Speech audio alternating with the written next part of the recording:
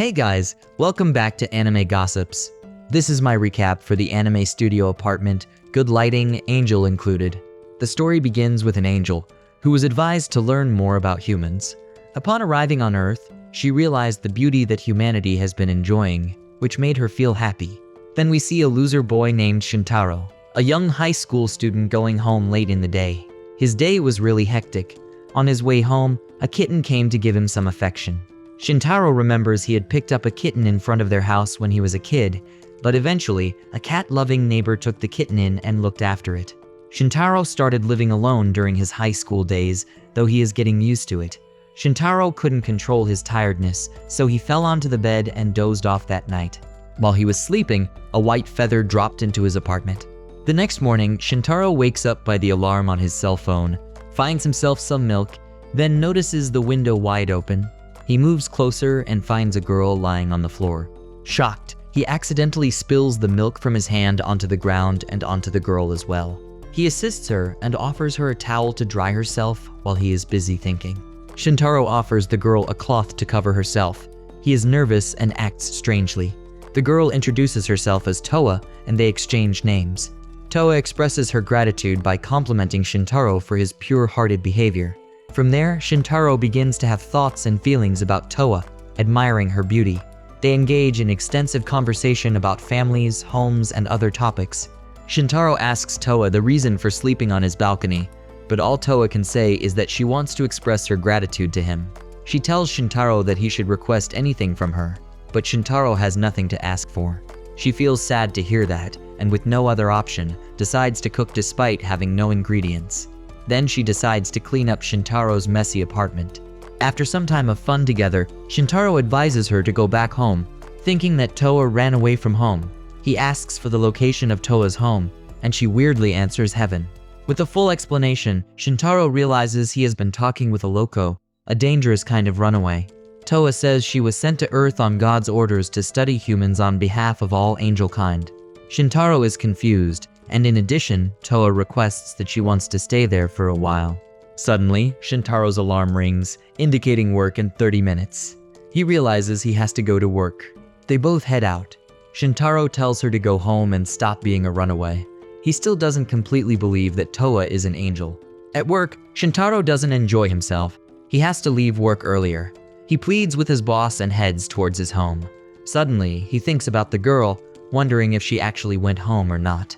While he is thinking about her, he sees Towa with a man who intends to take her to a hotel. After hearing this, Shintaro grabs her hand and leaves the scene. On their way, Shintaro tries to explain to Towa about her hangout with the man, but he passes out. After some time, Shintaro wakes up in his home. Actually, Towa took him home, stayed by his side, and took care of him. Towa offered him some porridge, which she made with some leftover bread and milk. Towa went further to feed him. To Shintaro, it's been ages since someone cooked for him. Shintaro gets better after the meal. He tells Towa not to follow strangers, knowing how dangerous people outside can be. Towa was sad because she has nowhere to go. Shintaro then allows her to stay with him in his apartment, and after hearing this, she was excited. While she was filled with joy, Shintaro was concerned to know how Towa carried him there, as he must be heavy. Towa says there's no trouble as she just flew there. Shintaro doesn't understand what she means. Towa then shows her wings, saying she is an angel. The next morning, Shintaro wakes up thinking all that happened was a dream. Then he is shocked to see Towa sleeping next to him like a cute little girl. Towa also wakes up and says good morning to him, but he asks her why she is on his bed. She then replies to him that there's only one bed. Then they both go shopping to get themselves breakfast. Unknowingly, Towa was excited due to a free plate for collecting enough stickers from the springy steamed bun, which made her wings come out in the convenience store. Shintaro instantly yells at her to hide them. Back at home, Towa apologizes. She reveals that she lets them show when she gets excited. She says she learned all about the mortal realm from the Good Kid's Guide to Life on Earth book. Curiously, Shintaro asked about the duty of an angel, to which Towa explains that it involves conveying God's will to the people, and their primary job is to ensure souls don't lose their way between heaven and earth. Most importantly, she mentioned that they are destined to bring happiness to humans. Shintaro asked her about what is included in the happiness of humans. Surprisingly, Towa herself does not know, and says that it is part of the reason she was sent to Earth by God.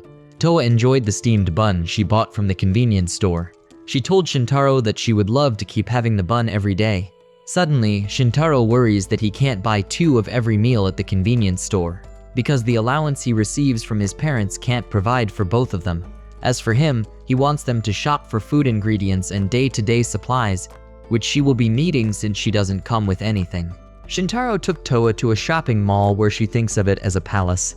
Shintaro instructed her to stick close to him, but her unsettledness makes her try everything she finds adorable. She finds a cute mug with the print of a cat, almost similar to the cats she separated on Shintaro's balcony when both cats were fighting with each other. Shintaro thinks if she's willing to get the mug, but she lost interest in the mug since there are some other mugs at Shintaro's home. This made Shintaro think she doesn't want it. Suddenly, a little girl sees Towa and tells her mom that there's a princess. Everyone there starts discussing that her dress really looks like that of a princess from a wealthy family. Shintaro immediately goes to get her some clothes. He sees the price tag and thinks that he has been saving up his allowance and extras for some period of time, so he can afford it. Towa asks him if she is making him spend too much. He says there is no problem and tells her to get some casual wear and some pajamas. She asks him what kind of outfit he prefers, but Shintaro says his preference doesn't matter. They are her clothes. Just pick stuff she'd like to wear and that would make him happy. Suddenly, an attendant in the mall comes to them and asks them to check out the new seasonal collection. Towa was able to find herself some good casual and beautiful outfits and is so happy about it. Towa went to the changing room, and the attendant tells him his girlfriend is very pretty. He embarrassingly says she is not his girlfriend. In the changing room, Towa is worried about the generosity and kind heart Shintaro showed towards a total stranger like her, and thinks about what she can do for him in return. She goes ahead to vow to him in public to bring him happiness in his life, making it look like a proposal. On their way back home, Towa asks Shintaro how she looks in the new outfit, to which he says she is looking great, and embarrassingly thinks that she is looking gorgeous. Towa is so happy to hear that. Shintaro advises they get some food and then head home. Back at home, Shintaro gets tired and wonders why the foods are so heavy. Towa just picks up the foods to put the perishables in the fridge. Shintaro says she must be tired as she walked so much, and it was so crowded. However, she says she had lots of fun because he is there with her. While she was offloading the ingredients, she discovered that Shintaro eventually got her the mug she was staring at. She was so happy to see it. Meanwhile, Shintaro thinks that he also had a great time with her. At night, they are sharing the same bed again, and Shintaro embarrassingly tells himself to buy another bed already. We see that when Towa comes to Earth, the lights and beauty of the city amaze her. She sees a train and remembers that she was told about it. She flies close to the train and sees people inside it. One passenger is shocked to see her flying. Towa is amazed by how fast the train is going, and it makes her realize how amazing Earth is. Sitting on top of a building, Towa starts thinking that she has come down to a bright place, but she needs to figure out how she will make contact with humans. She then remembers the book called Good Kid's Guide to Life on Earth, which explains 2 ways to make contact with humans after an angel comes down to Earth. First, she needs to be higher than them, shine really brightly, and introduce herself in an impressive way. She can also spread her wings to show them off proudly. Second, she has to hide her wings and blend in with humans. She can pick one of 2 usual ways to do this. She starts thinking which one would be the better choice for her, if she should have a friendly relationship with humans, or if she should get to know them first. But she realizes that people walking on the road seem very busy.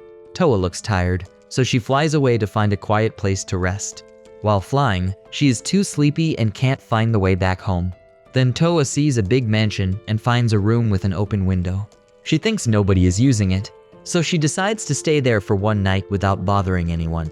Towa wonders where she's supposed to go as she has no place on Earth to live. But then she decides she'll try again tomorrow morning and gets a feeling she'll meet someone amazing tomorrow.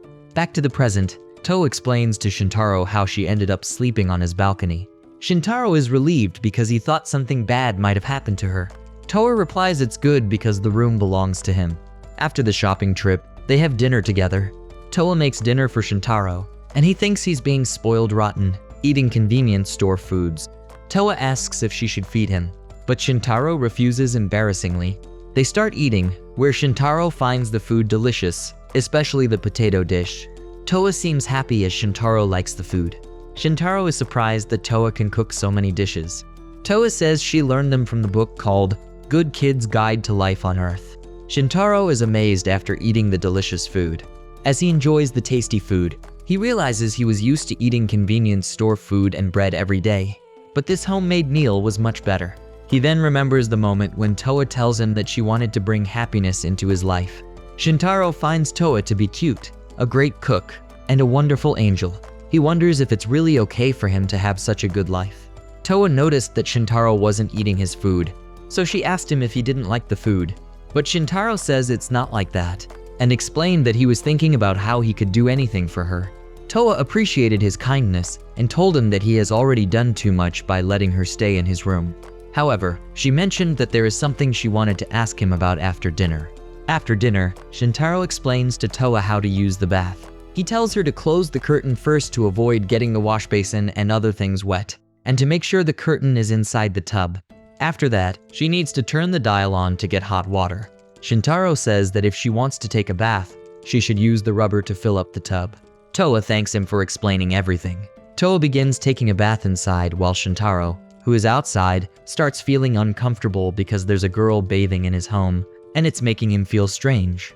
Shintaro decides to watch TV or do something else to avoid thinking about this. However, even with the TV on, he can't stop imagining Towa bathing. Shintaro gets frustrated and starts hitting himself on the face. He feels anxious and can't handle the situation of having a girl staying over, bathing, and sleeping in his place. He decides to turn off the TV and tells himself he should focus on studying because he has an English quiz the next day. While Shintaro is studying, he suddenly feels that he needs to use the toilet. So, he goes to the bathroom and opens the door without realizing that Towa is inside. They both scream in surprise. Shintaro quickly apologizes and explains that he didn't mean to do that. He just needed to use the toilet and forgot that she was taking a bath. Towa forgives him and suggests he could still use the toilet while she closes the curtain and waits. Shintaro realizes he doesn't have a humiliation fetish, and says the surprise of seeing Towa took away his urge to use the toilet. After some time, Shintaro is taking a bath and thinks that since he lives alone, he doesn't have to worry about anyone being on the other side of the door. But now he needs to be careful. Suddenly, Towa comes into the bathroom with a towel in her hand and asks Shintaro if she should wash his back. Shintaro gets embarrassed and says he doesn't need that. At night, Shintaro and Towa are sleeping on the same bed. But Shintaro feels worried because they only have one bed, and they're too close in the apartment. Towa falls asleep, but Shintaro can't sleep thinking about this. He tells himself to get an extra bed tomorrow. In the next morning, Shintaro wakes up with dark circles under his eyes. He thinks to use the bathroom quickly and then go back to sleep. But when he opened the bathroom door, he found Towa inside, and they both screamed with surprise. Shintaro immediately closed the door, realizing he had forgotten Towa was in there. However, Towa insisted that she should be the one apologizing for not telling him she was using the bathroom. Shintaro disagrees, saying there is nothing wrong with that, and he is the one at fault. He once again apologizes to her. While brushing his teeth, Shintaro thinks he doesn't want to accidentally walk into the bathroom again. He thinks this might keep happening because they take turns bathing and changing. Shintaro thinks to make some rules to avoid these situations. He thinks about leaving the bathroom door open while not using it. This way, if the door is closed, they would know that someone is using it. Suddenly, Towa came in, wanting to brush her teeth. But Shintaro was already using the toilet, and they both screamed when they saw each other. Towa apologized, but Shintaro felt like he was the one who should apologize. He just wanted to disappear out of embarrassment. Sitting in front of the food table, Shintaro is thinking about how this is the third day of his life with an angel. Towa asked him to eat some food. As he started eating, he found the food to be incredibly delicious. After finishing his meal, he thanked Towa and said it was really great. Shintaro sees it's 8 a.m. on TV, and he realizes he has to go to school. Towa asks him if he is a student. Shintaro replies that didn't he already tell her that he was a first-year high school student. Towa says she will clean up and get ready to leave immediately too. Shintaro tells her she doesn't have to come to school with him because people might be surprised. But Towa insists that she can't bring him happiness if she isn't with him. She wants to go with him as well, but Shintaro refuses. Towa suggests he could skip school for the day. Shintaro says he'd love to, but as a student, he has to study, as it's his duty. Towa understands and says she won't interfere with his duty, and she'll stay at home. Shintaro says he'll leave some money just in case, and appreciates it if she would stay at home. He'll be back by evening and tells her to relax and watch TV. Towa agrees and tells Shintaro to take care. Shintaro says okay and leaves. While going to school, Shintaro felt sorry for Towa, but he can't bring her with him. Apart from that, he was very sleepy and felt sick because he had eaten too much. Suddenly, his friend Shuichi greeted him excitedly by slapping him on the back. Shintaro warned him that he can vomit because of it. Then, Tsurumi comes and asks Shuichi what he was doing. Shuichi said it was his way of saying good morning. Tsurumi asked Shintaro if he is alright. Shintaro greets her and says he's alright. However, Tsurumi noticed that Shintaro looked very unwell. She looks at Shuichi, but he jokingly asked her if it was his fault, and agreed that Shintaro is looking very pale. He then asked Shintaro if he was possessed by a ghost or something. Shintaro explains that he's feeling tired because he hasn't gotten enough sleep. Shuichi asks if he's busy with weekend work, and Shintaro says yes. Tsurumi suggests Shintaro skip school for the day. However, Shintaro tells her thanks, but he'll be fine. Tsurumi is worried about Shintaro as he lives alone. Shuichi asks Tsurumi why she is being so nice to Shintaro. Tsurumi explains that it's just what friends do. Shuichi suggests that Tsurumi should be even nicer to him as he is going to school on time. Shintaro says they've known each other forever, and it's like they're a funny married couple. But Tsurumi didn't like it, and tells Shintaro not to say it again because she doesn't want to hear it. Then Shuichi tells Tsurumi that her reaction was too much and it hurt, and Shintaro starts laughing. Back in the apartment, Towa was doing cleaning and laundry. She sits on her bed, thinking about Shintaro. She feels happy remembering he enjoyed the food she made. She wishes he'd come back soon. Then she realizes it's lunchtime and wonders what Shintaro will eat. Since he said he'd be back by evening, she starts thinking he might be hungry and unhappy. Meanwhile at school, Shuichi shouted that it's lunchtime. Tsurumi asks Shintaro if he only brought vegetables and juice for lunch. Shintaro agrees, saying he'll get some bread if he feels hungry. Tsurumi asks if he ever cooks by himself, worrying if he's getting the right diet. Shintaro assures her that he manages somehow. Tsurumi says that just eating bread wouldn't give him enough nutrition. Shuichi jokes about eating tons of bread for nutrition, but Tsurumi tells him it doesn't work that way. Shintaro didn't want to tell them about Towa cooking for him, so he mentioned that he is getting staff meals occasionally. Tsurumi said she has been thinking of making lunch for him too. Shintaro is amazed as she made her lunch herself. She expressed that she is just worried about his diet as a friend. Shuichi asks her to make lunch for him too, but she refused, saying it'd be too much work. Shuichi argued it wouldn't be a big deal, but Tsurumi said making 3 lunches would be more work. Suddenly, Shintaro notices Towa behind the window. He panics and tries to hide her from his friends. Tsurumi asks him what was wrong, but he replies, "It's nothing." Then, he secretly tells Towa to go to the roof, and he would meet her there. Towa agrees, and Shintaro rushes off, saying he has some work to do. Shuichi asks if Shintaro has plans to meet with girls, which makes Tsurumi angry. Meanwhile, some students who were nearby saw Towa flying, and one of them thought it was just stress making him see such things, because he stayed up studying all night. Shintaro runs up the stairs to the roof as fast as he can. He tells Towa that he has told her not to come to school, and her wings were totally visible. He becomes worried about what would happen if people found out angels exist. This would be all over the news. Towa apologizes, thinking she has caused trouble for him. She says she was worried if he might get hungry and brought him lunch. Towa says she should leave now, but Shintaro stops her and apologizes for shouting at her when she brought him lunch. He suggests they should eat together. As they start eating, Shintaro compliments Towa's cooking, saying it always tastes good. Towa thanks him for praising her cooking skills. Shintaro looks at the food and recognizes it as the dish he loved last night. He asks Towa if she made it for him again. Towa said she remembered because his words made her happy, and she wants to learn more about what he likes. Shintaro is happy to hear that. Towa says she'll cook lots of food for him, but Shintaro said not too much. Then he considers himself really lucky to have Towa by his side. In the classroom, the teacher asked if anyone could help him carry the materials for the next period. Tsurumi agrees to help. While carrying things, she thought about where Shintaro might be. She has offered to make lunch for him, but didn't get a response. Tsurumi remembered when she was a kid. She got lost in another town, and then Shintaro helped her. He was her first crush, but she hasn't seen him in 9 years and has even forgotten his name. However, on result day, students check their grades. Shuichi excitedly says he got accepted. Tsurumi thinks that she has to go to school with Shuichi for 3 more years. Shuichi asks another boy if he passed and suggests they become friends. The boy's name card falls down. Tsurumi wonders what's wrong with Shuichi. While picking up the paper, she finds Shintaro's name on it, feeling like fate has brought them back together. Back in the present, Tsurumi admits she hasn't brought up what happened 9 years ago because she's afraid of being called a stalker. Suddenly, she's surprised to see Shintaro with Towa and gets shocked.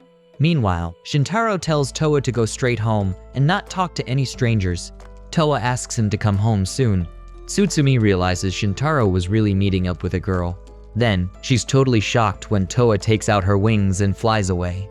Shintaro comes back from school in the evening, and Towa welcomes him. Shintaro apologizes to her for what happened at school and thanks her for bringing lunch. But Towa says it isn't a big deal, and she apologizes for flying so much. Shintaro agrees, as that is shocking. He notices the laundry is already done and asks if she did it. Towa agrees, but Shintaro wonders how, since he hasn't shown her how to use the washing machine. Towa explains she learned it from the book called The Good Kid's Guide to Life on Earth. Shintaro is amazed to see that the book covers laundry too. Then, he is shocked to find out Towa has washed his underwear. He realizes that until then only his family has washed his underwear, and he hadn't expected Towa to do it. Shintaro thanks Towa for washing his underwear, but he's trying hard not to blush because it would feel awkward. He sees how neatly the underwear is folded, but notices a bear on it. Towa says that she noticed a hole in his underwear and sewed a cute bear on it. Shintaro realizes Towa does a lot for him already and decides to wash his own underwear from now on. Towa asks if he doesn't like the bear and suggests stitching a bunny instead, but Shintaro says that he'll just handle everything related to his underwear. Since then, Shintaro makes sure to wash his underwear every day. Meanwhile, Tsurumi is taking a bath and starts thinking about the girl she saw standing with Shintaro, who seemed to be flying. She really wants to ask Shintaro about her, but she can't bring herself to do it directly. Tsurumi thinks she might be imagining things because people can't really fly. Maybe seeing Shintaro with the girl made her feel shocked. She also never got confirmation if she could make lunch for him. Tsutsumi's mom notices that she has been talking to herself for a while in the bath and asks if she is okay. Tsutsumi says she is fine and decides to ask Shintaro about the girl and if she could make lunch for him tomorrow. The next day at Shintaro's apartment, while Shintaro leaves for school, Towa stops him and asks if he doesn't want lunch. He says he'd love to, but he's worried about explaining it at school. Towa wonders if he started hating her because he slept on the floor instead of the bed last night. Shintaro says they can't keep sharing the same bed. Towa tearfully says she doesn't want him to come to school either. Shintaro immediately agrees to take the lunch. She asks him to come home soon for dinner. Shintaro apologizes, saying he has work and won't be back until after 9. Towa suggests going with him, but Shintaro denies. He expresses to her that he feels lucky to have her making lunch and dinner for him at home. Towa becomes happy to see him smile, and Shintaro leaves. While he is on his way to school, he feels kinda bad for avoiding talking to Towa. Towa waves to him from the balcony. Seeing her, Shintaro feels lucky to have her. At school, Shuichi invites Shintaro to have lunch together. When Shuichi and Tsutsumi find out that Shintaro already has lunch in his hand, they are surprised. Shintaro makes up a story and says he saved an old lady on the street, and the old lady rewarded him with the lunchbox. When he opens his lunchbox, he finds a heart-shaped omelet. He starts eating quickly to make sure that Tsutsumi and Shuichi wouldn't notice. Tsutsumi thinks a girl must have made it for him. Since his mom is out of town, Shuichi asks Tsutsumi if he can eat the omelet if she doesn't want it, but she gets really angry. While walking on the road, Shintaro feels really tired. He wonders why he always makes up weak excuses, and gets worried about what excuse he'll use tomorrow. He starts to feel like a weak loser. He thinks it is fine until anyone finds out Towa is an angel, but he realizes that the main problem is he doesn't want anyone to know that he lives with a girl. Suddenly, a fortune teller approaches Shintaro and tells him that he's got a cloud of girl trouble hanging over his head. Shintaro is surprised and asks what she means. She explains she's just a friendly neighborhood fortune teller and warns him that he has entered a phase of intense girl trouble. Shintaro asks what he's supposed to do about it. She says it can be fixed with some powerful charms and offers to sell him 3 charms for 30,000 yen, but Shintaro declines and runs away, thinking it's a scam. While running, he wonders if she may be be right about the girl trouble. However, he realizes Towa isn't a problem for him at all. Shintaro arrives at work, where his boss asks him how he is feeling now. He says he is good now, and apologizes for leaving early on Saturday. His boss tells him not to worry about it as he is happy to see him feeling better. Shintaro confirms that he is fine now and goes into the changing room. Then his boss informs him that the girl who started working 2 weeks ago would work with him on shifts, and reminds Shintaro to behave well toward her, to which Shintaro agrees. Shintaro gets curious about her and decides to say hi later. When he opens the changing room door, he finds a girl changing. The girl gets mad and slaps him. Shintaro's coworker notices the slap mark on Shintaro's face and asks him what happened, but Shintaro doesn't say anything. Then the girl comes and gives Shintaro a cold cloth. Shintaro wonders if she meant for him to use it on his face. He apologizes, saying he didn't know anyone was in there. She replies it is okay as it's her fault for not locking the door. Shintaro introduces himself and says, "Nice to meet you." She introduces herself as Izumi Noel. Shintaro finds the name unusual. He jokes and asks if she was born on Christmas. She responds that she was indeed born on Christmas and asks if that's a problem. Then Noel says she doesn't get bothered by what he said and asks him to forget about what happened. She says never to speak of it again and leaves. Shintaro notices she doesn't let him say anything,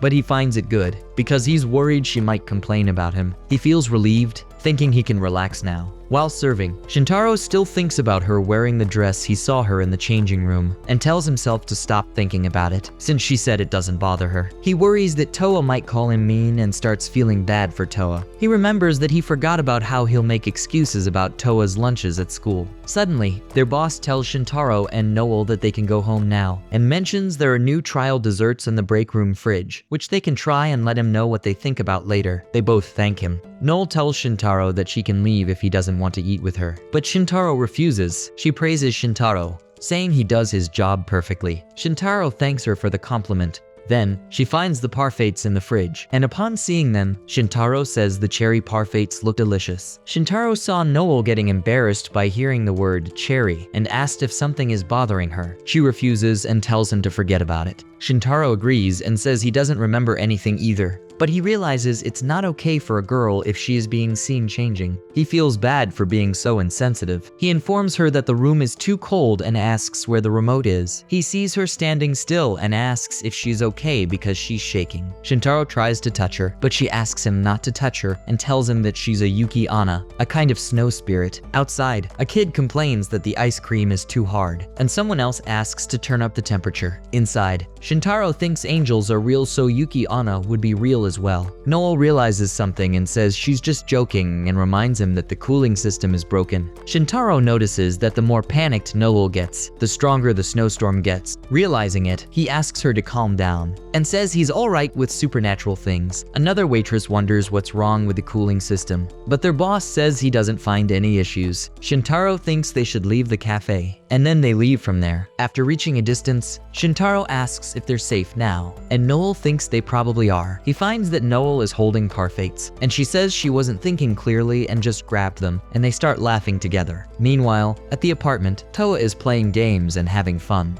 She finds human world games to be super fun, but when she watches the clock, she thinks that Shintaro is late, as he said he would be back after 9. Elsewhere, Tsurumi is trying to study, but she is getting distracted. She decides to take a break and goes to the convenience store to get some ice cream. Her mom reminds her to be careful. Meanwhile, Shintaro and Noel eat the parfait and find it tasty. Shintaro then realizes they go to the same school, which is surprising to him. Noel asks if he truly believed her story about being a Yuki Anna, and Shintaro agrees, saying it's just because she told him so. In his thoughts, Shintaro admits he has already seen angels and thought there might be devils too, but he wasn't expecting a Yuki Anna. Noel is worried and asks Shintaro to keep what she's about to say a secret. She reveals that her family has a long history of having Yuki Anna, a type of mythical snow woman, in their family. She's not sure if this is genetic and says that both her mother and grandmother were Yuki Anna. Noel tells him that when they feel strong emotions like anger, sadness, or embarrassment, they create snowstorms. Noel says that she struggles to control her emotions and ends up causing blizzards unintentionally, while her sister and the rest of her family can manage. She finds it hard to control herself and ends up pushing people away, trying not to make friends.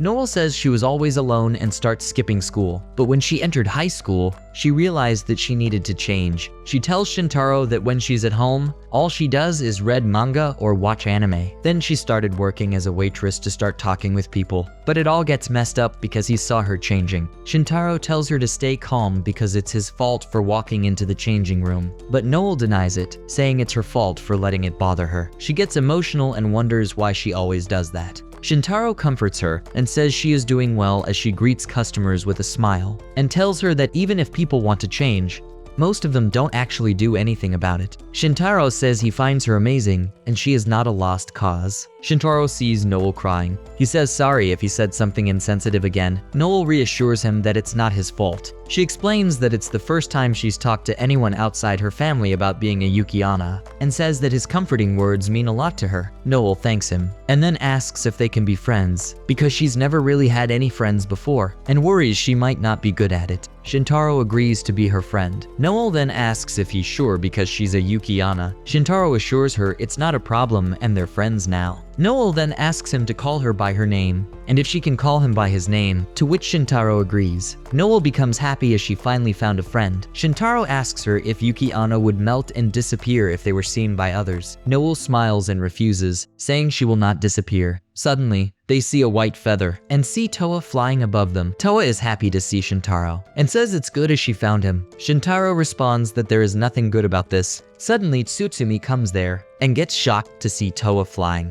Now, after all things messed up, Shintaro thinks that apart from living alone, he was just a regular 16-year-old until last weekend. But everything changed last weekend. Now, there's nothing that seems normal to him anymore. Shintaro wonders why it's happening to him. Then Towa, Noel, and Tsurumi start asking him lots of things. Tsurumi mentions seeing Towa flying at school, but thought she was imagining it. Towa tells Shintaro he was late coming home, so she got worried, and she thinks to fly because it's nighttime. Also, Towa asks if Shintaro is okay with peppers and the omelet rice for dinner. Tsurumi keeps asking if Towa's wings are real. Shintaro gets frustrated and says stop. He can't handle all this at once. Then he asks Tsurumi why she's there. Tsurumi says she's just passing by, but she feels awkward because she's in sweats and didn't expect to meet Shintaro like this. After this, Shintaro tries to act like everything's normal and suggests they all pretend they didn't see anything and just go home. But Tsurumi disagrees. Shintaro realizes they won't forget what they saw and starts thinking about what to do, because he can't just talk his way out of it. He wonders how to explain it because he knows they won't believe that Towa is an angel. Meanwhile, Noel thinks Towa is really cute and nice, and Shintaro notices that Noel is very open-minded. Then he remembers that Noel is a Yuki-onna. Tsurumi asks Towa if she's really an angel, and Towa confirms it, saying she's an angel who came to Earth to learn about humans. Noel finds this fascinating and compliments Towa's energetic nature, as this is something she didn't expect from angels. Tsurumi then confirms with Shintaro if Towa randomly appeared at his place, and has been living with him ever since. Shintaro agrees and admits that he kept Towa's presence a secret to avoid chaos. Tsurumi understands the situation and promises not to tell anyone since she doubts anyone would believe in this, except for those who have seen Towa flying. She asks Towa why she went to Shintaro's apartment. Towa replies that she ended up sleeping on his balcony for a night to rest. Tsurumi then tells Shintaro that he's too kind. Shintaro agrees and says Towa has nowhere else to go. Tsurumi thinks about loving Shintaro's kind nature, but it also bothers her. Then she asks Shintaro if the lunch was made by Towa, and he agrees. Tsurumi thought that Shintaro has lied and said that it's from an old lady. She also wonders why Shintaro is surrounded by girls. Then Noel wishes that she could live with an angel too. In the meantime, Tsurumi asks Noel what she is doing with Shintaro so late. Shintaro then asks Tsurumi if she knows Noel. She agrees and says that she has seen Noel in the halls, and everyone calls her the Ice Queen because she never talks to anyone. While listening to this, Shintaro notices that Noel is becoming nervous, and to make things light, he says they both work at the same cafe, and were just coming from there. Tsurumi realizes it's a good time to ask Shintaro if she can make lunch for him. Then Noel asks Shintaro if Tsurumi and Towa are his friends, and Shintaro agrees. Noel tells Shintaro to call her Noel. Tsurumi wonders why Shintaro calls Noel and Towa by their first names. Then Towa apologizes to Shintaro for coming out there, and Shintaro reassures her it's okay. and apologizes for being late coming home. Hearing Shintaro calling Towa and Noel by their first names, Tsurumi wonders why she's the only one not on a first-name basis with him. Shintaro is worried at first, but now things seem okay, so he wants to go home. But suddenly, Noel stands up and says she's a Yuki-onna. Shintaro wonders why she said that. Then everyone is shocked to see her summon a snowstorm. Noel explains that when she gets too emotional, she can create a snowstorm. She mentions how embarrassing it is when Shintaro accidentally saw her changing, which caused the snowstorm. Shintaro tells her to stop being misleading and asks Towa not to give him a certain look. Then he asks Noel if she could stop making the blizzard for a moment. Tsurumi is wondering if she truly is a Yuki-onna. Shintaro asks Noel why she revealed that, as he thought being a Yuki-onna was supposed to be a secret. Noel explains that since Towa revealed she's an angel and shared her secret with them, it wouldn't be fair for everyone to keep hers to herself. Noel reminds Shintaro that he promised her that he wouldn't tell anyone about her secret. Since Towa and Tsurumi are Shintaro's friends, they are also her friends, so she trusts them. Then Tsurumi steps forward to say something, but Shintaro wonders if she's a supernatural being too. Tsurumi reveals that she used to wet her bed until 5th grade and doesn't want to be the only one with a secret. Shintaro tells her they appreciate her thoughtfulness, but she doesn't have to share these things. Towa thanks Noel and Tsurumi for being kind, and Tsurumi asks Towa to call her by her first name. Noel asks Towa if she could change the size of her wings. Towa agrees and explains that her wings show her power to fly. Tsurumi realizes that's why the wings grow over her clothes. Then Noel asks if she could touch Towa's wings, and Towa agrees. Back at home, Shintaro feels really tired, and Towa tells him she'll make dinner right away. While she's cooking, Towa asks Shintaro if he's upset with her, because his friends found out that she's an angel after she flew in front of them without thinking. Shintaro says he is not mad at her, and asks her not to do risky things like that, because it makes him worry. Towa agrees and says that Noel and Tsurumi were both really great, and she thinks Shintaro's kindness attracted them to him. Shintaro gets embarrassed and says he's not sure about that. Shintaro sees some officers come to his apartment to catch a Yuki-onna and an angel, and they start searching the place if he might have vampires in Kappa 2. Then they find Towa and take her away, but then Towa wakes him up, and he realizes he is just dreaming. In the school hallway, he remembers what a terrible dream it was.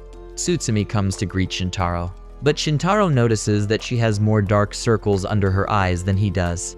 Shintaro asks if something's wrong, and Tsurumi says it's nothing. While they walk, Tsurumi thinks she's gotten used to the idea of angels and Yuki-onna, but when she realized that Shintaro is living with a girl, it kept her up all night, but she can't say that. She also notices that Shintaro seems close with Noel. Then Tsurumi thinks she doesn't match up to Towa and Noel because they're so pretty. Then she asks Shintaro if he's dating Towa or Noel. Shintaro gets shocked and says, "Of course not." He explains that he just got to know Noel, and the same goes for Towa. Tsurumi becomes happy hearing this. Suichi comes over and asks, "Who's Towa?" to hide the truth. Tsurumi says Towa is a distant relative of Shintaro, and she's the one who makes his lunches, and she even made yesterday's lunch.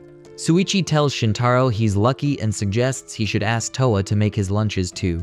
Tsurumi quickly refuses, saying it's not going to happen. Shintaro thanks Tsurumi for covering for him. He feels relieved to have someone to share his secret with. Tsurumi feels happy that they have their own little secret together. After a while, Shintaro notices Noel. He sees two boys asking her to go to karaoke, but when she notices Shintaro, she rushes over and says she's been waiting for him.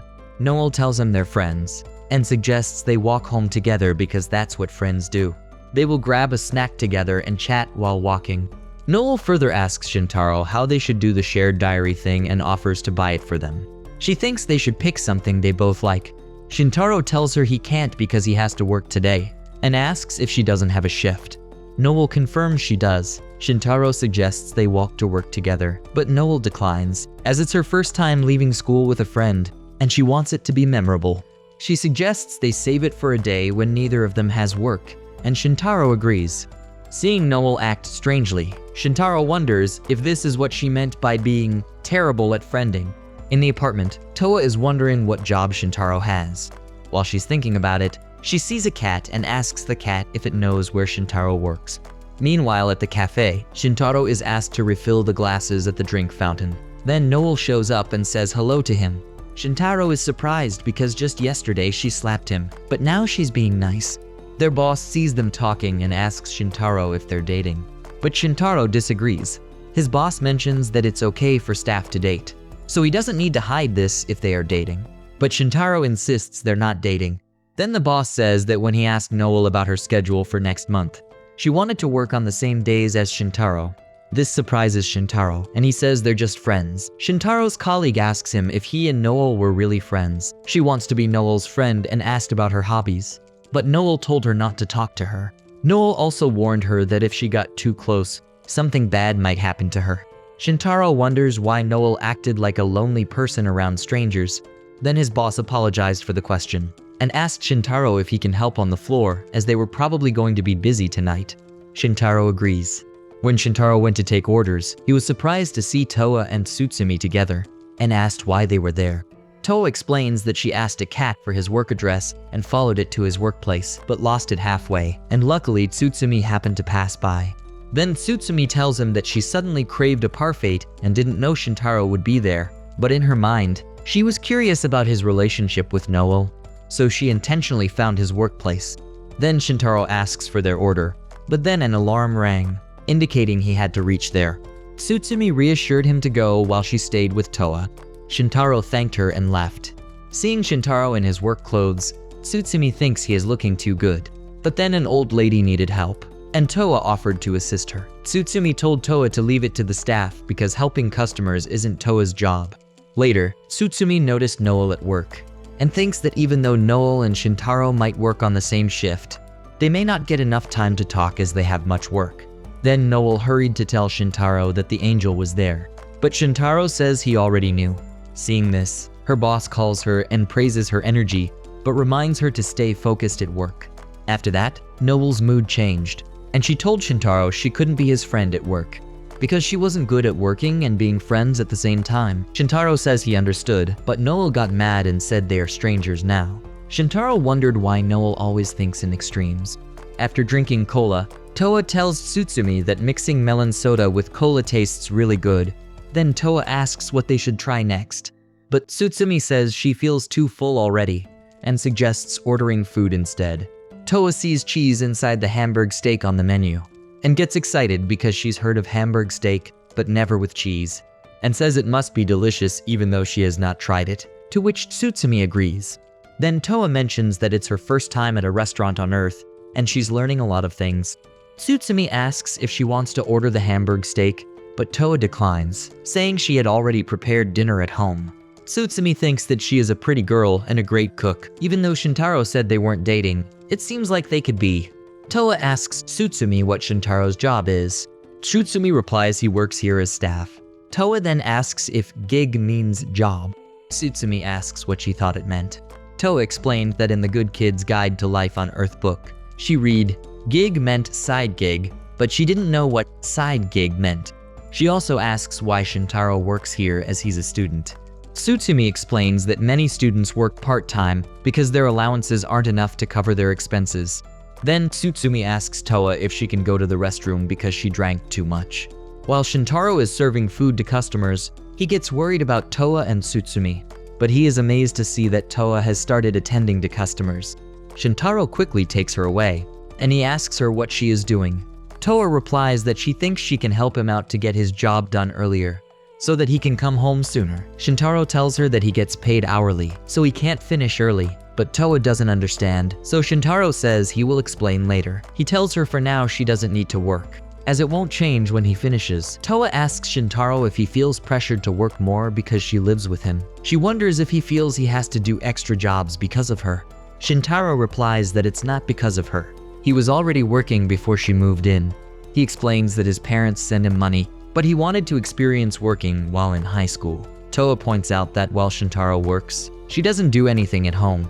Shintaro doesn't understand what she meant, and says his life has gotten much better since she arrived, as he used to eat mostly from convenience stores or have staff meals, but now he is enjoying a good meal, a clean home, and fresh clothes because of her. Towa wishes him luck at work and says she will have dinner ready when he gets back, and Shintaro thanks her. Shintaro's boss is surprised to see what seems like a love triangle, but Noel then approached him to arrange her shifts for next month. noting the days Shintaro won't be working at that time, and the boss assumes Shintaro has already been dumped.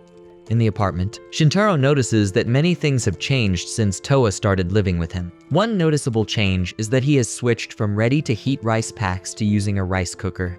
Shintaro finds it strange that Towa has placed the rice cooker next to the TV, instead of in the kitchen. Towa replies that there isn't enough space in the kitchen and all the power outlets are also in use. Shintaro agrees, mentioning that this is why he has never used a rice cooker before. Then Towa says it's fine to have it there, because it makes serving rice easier. Shintaro thinks that it's okay as long as Towa doesn't find it weird. Shintaro tells Towa that he knows it's late, but he's curious about what angels eat in heaven. Towa tells him that there's a lot of different food, which they mainly get from the trees in their gardens. Shintaro wonders if it's mostly fruits and nuts, but Towa says no, and tells him that they have hot food that grows on the trees. Shintaro finds this familiar and thinks heaven has great food. Towa also says that she cooks as a hobby in heaven as well. Later, when Shintaro's bowl is empty, Towa asks if he wants more rice. Shintaro declines, saying he'll get it himself since the cooker is nearby. He agrees with Towa that it's a perfect spot for the cooker.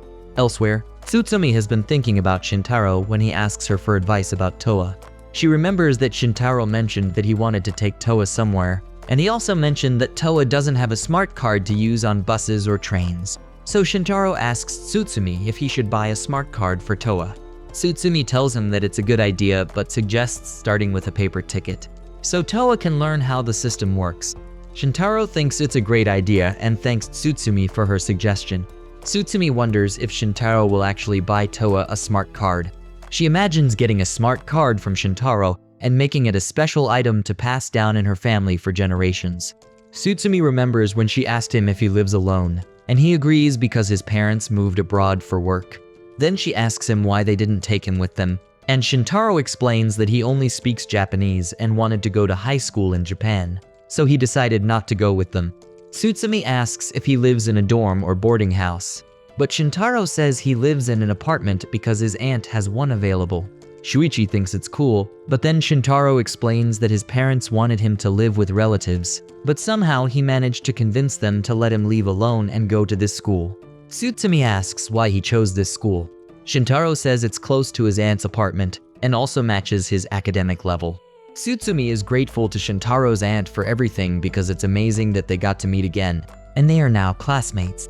Then Shuichi stands up and tells Shintaro that he should keep this a secret, because some weird people might use his place as a hangout spot, and Tsurumi agrees with Shuichi. Shintaro says he thought telling both of them would be fine. Shuichi and Tsurumi feel embarrassed, and Shuichi tells him he's not wrong. In her mind, Tsurumi thinks she loves him because of this. Shintaro comforts them and says not to worry as it's normal. Tsurumi lost in thought again and remembered when she met Towa. She feels like she wants to help her, but sometimes she feels sad when Shintaro talks about her and Noel. She regrets not telling Shintaro how she feels before Towa came into his life. Tsurumi wonders why she is so ordinary compared to Towa and Noel, and she feels like she doesn't deserve Shintaro's attention as she's just a normal girl. Her mom notices her worrying and asks what's wrong. Tsurumi jokes if she's secretly descended from some mythical creature. Her mom tells her that being normal also needs effort, but Tsurumi brushes off her mom and tries to boost her confidence. In her thoughts, Tsurumi wants to get closer to Shintaro and wishes he would like her back. Then her brother interrupts, asking for snacks. Their mom reminds him of no snacks before bed, but then remembers a coupon she won and gives it to Tsurumi. Her brother complains it's not fair, but Tsurumi is happy and imagines going to eat with Shintaro. She thanks her mom and tells her she loves her. The next day at school, Shuichi feels proud of himself for making it on time again. Tsurumi secretly wishes to go eat with Shintaro alone, but feels too nervous to ask. She tries to include Shuichi in the plan to ease her nerves, but she knows deep down that she really wants to ask Shintaro out. As they prepare to head home, Tsurumi regrets not asking Shintaro and feels like a coward. But then Shuichi finds a coupon in Tsurumi hand, which is for Mrs. D's and expires that day. He suggests they go together and asks Shintaro if he's working, to which Shintaro replies that he isn't. They all decide to go to Mrs. D's. Shuichi is super excited to use the coupon, but then he finds out that he and the other first years have to clean balls today instead, and he forgot he had a club meeting. Listening to this, Tsurumi thinks that this plan also failed. Shintaro tells Tsutsumi she is so lucky and advises her to think of him while eating. Tsutsumi gets excited because she and Shintaro will go alone. Shintaro feels bad enjoying the coupon alone and asks Tsutsumi if she minds. Tsutsumi is totally okay with it and even feels happier to call Shuichi a childhood friend. She thanks Shuichi for the invite, but Shuichi gets confused about why she is thanking him. As they walk, Shintaro apologizes and asks Tsutsumi if they should stop by the library for a quick visit. Tsutsumi agrees, thinking it is unusual for her and Shintaro to hang out without Shuichi. At the library, Tsutsumi asks if Shintaro comes here to borrow something. He replies that he is interested in angels and other mythical creatures, but he can't find books related to this online. Then Shintaro says that angels and Yuki Onna were real, so he thinks devils and Kappa might also be real too. Tsutsumi wonders if he plans to encounter them, but Shintaro says no. He's just curious because he realizes that he doesn't know much about the occult. Tsutsumi wonders if Shintaro just set a flag. Then Shintaro tells her that books are awesome because they teach them new words and ideas. Tsutsumi thinks she likes Shintaro because of these things. Shintaro says that he is happy they come here together. Tsutsumi asks if he means at the library. Then she suggests a book to him. Shintaro thanks her, saying she's always helpful.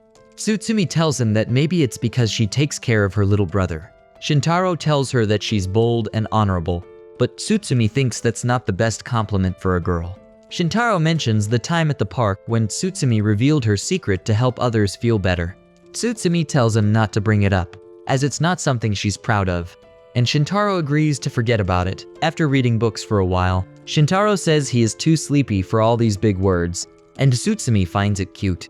Then, while looking at the book, Tsutsumi thinks Kappa are creepy and thought Kappa were just yokai that love cucumbers. Then she wonders about what a shirikadama is. She asks Shintaro about these shirikadama, but he's already sleeping. She remembers he stayed up late last night. Looking at him, Tsutsumi thinks he has both cool and cute sides. Then she admits her real secret. She loves Shintaro. They both fall asleep, and when they wake up, it's raining outside. Shintaro apologizes because they're stuck here because he fell asleep. Tsutsumi replies it's also her fault as she took a nap too. Shintaro says it's good they have umbrellas, but it'll be late to visit Mrs. D's if they wait for the rain to stop. He asks if she should take out the donuts and eat them at home. Tsutsumi asks why. Shintaro replies that he means if she doesn't want to be too full for dinner.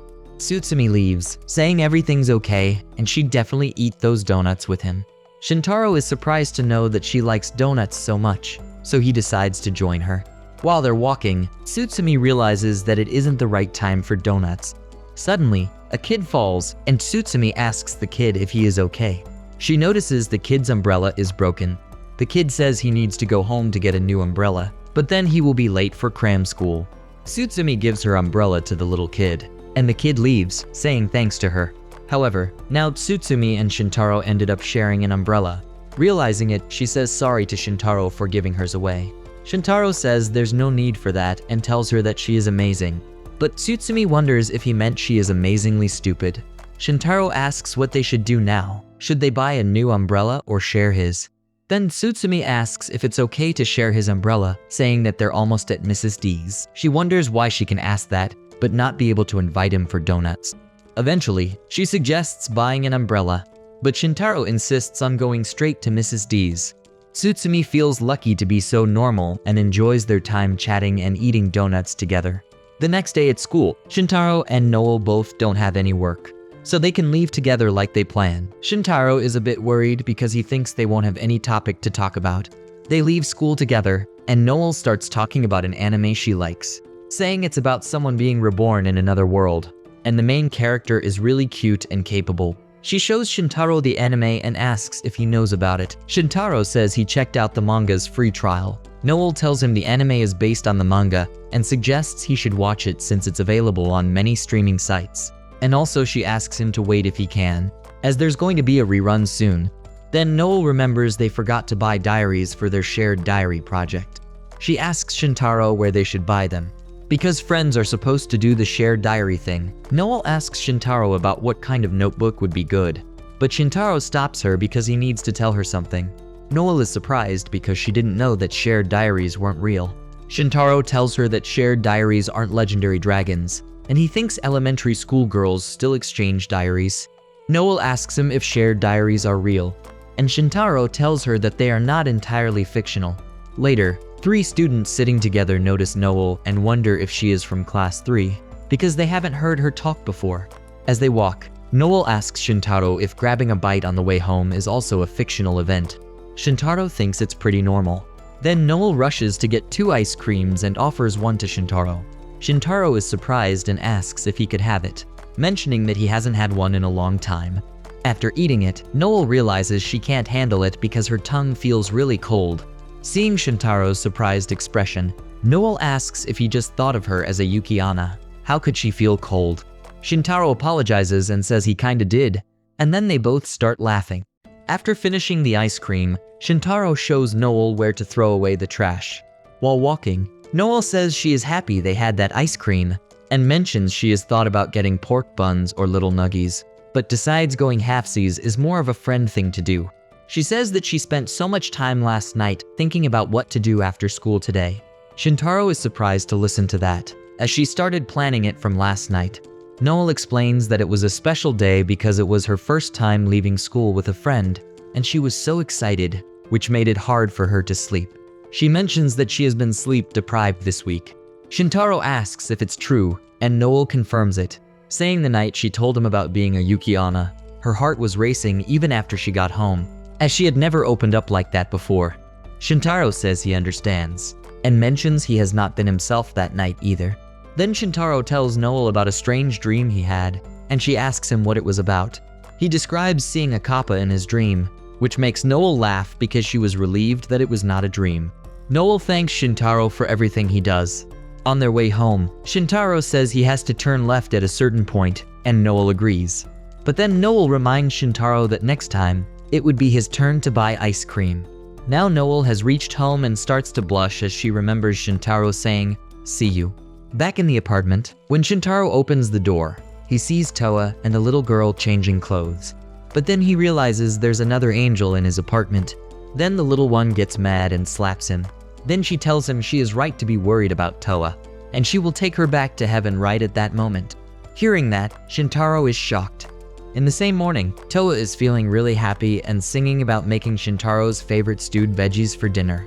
Suddenly, she hears a noise and goes to check it. She is amazed to see Shiu on the balcony. Shiu gets excited to see Towa, but Towa wonders why she's there. Then Shiu explains that she made a mistake while landing and got all dirty. Towa asks if she's okay and then takes her to the bathroom for a bath. Back to the present. Towa tells that's what happened. Shintaro understands it, and then Towa introduces Shiu to him. Shiu introduces herself and says she is an angel.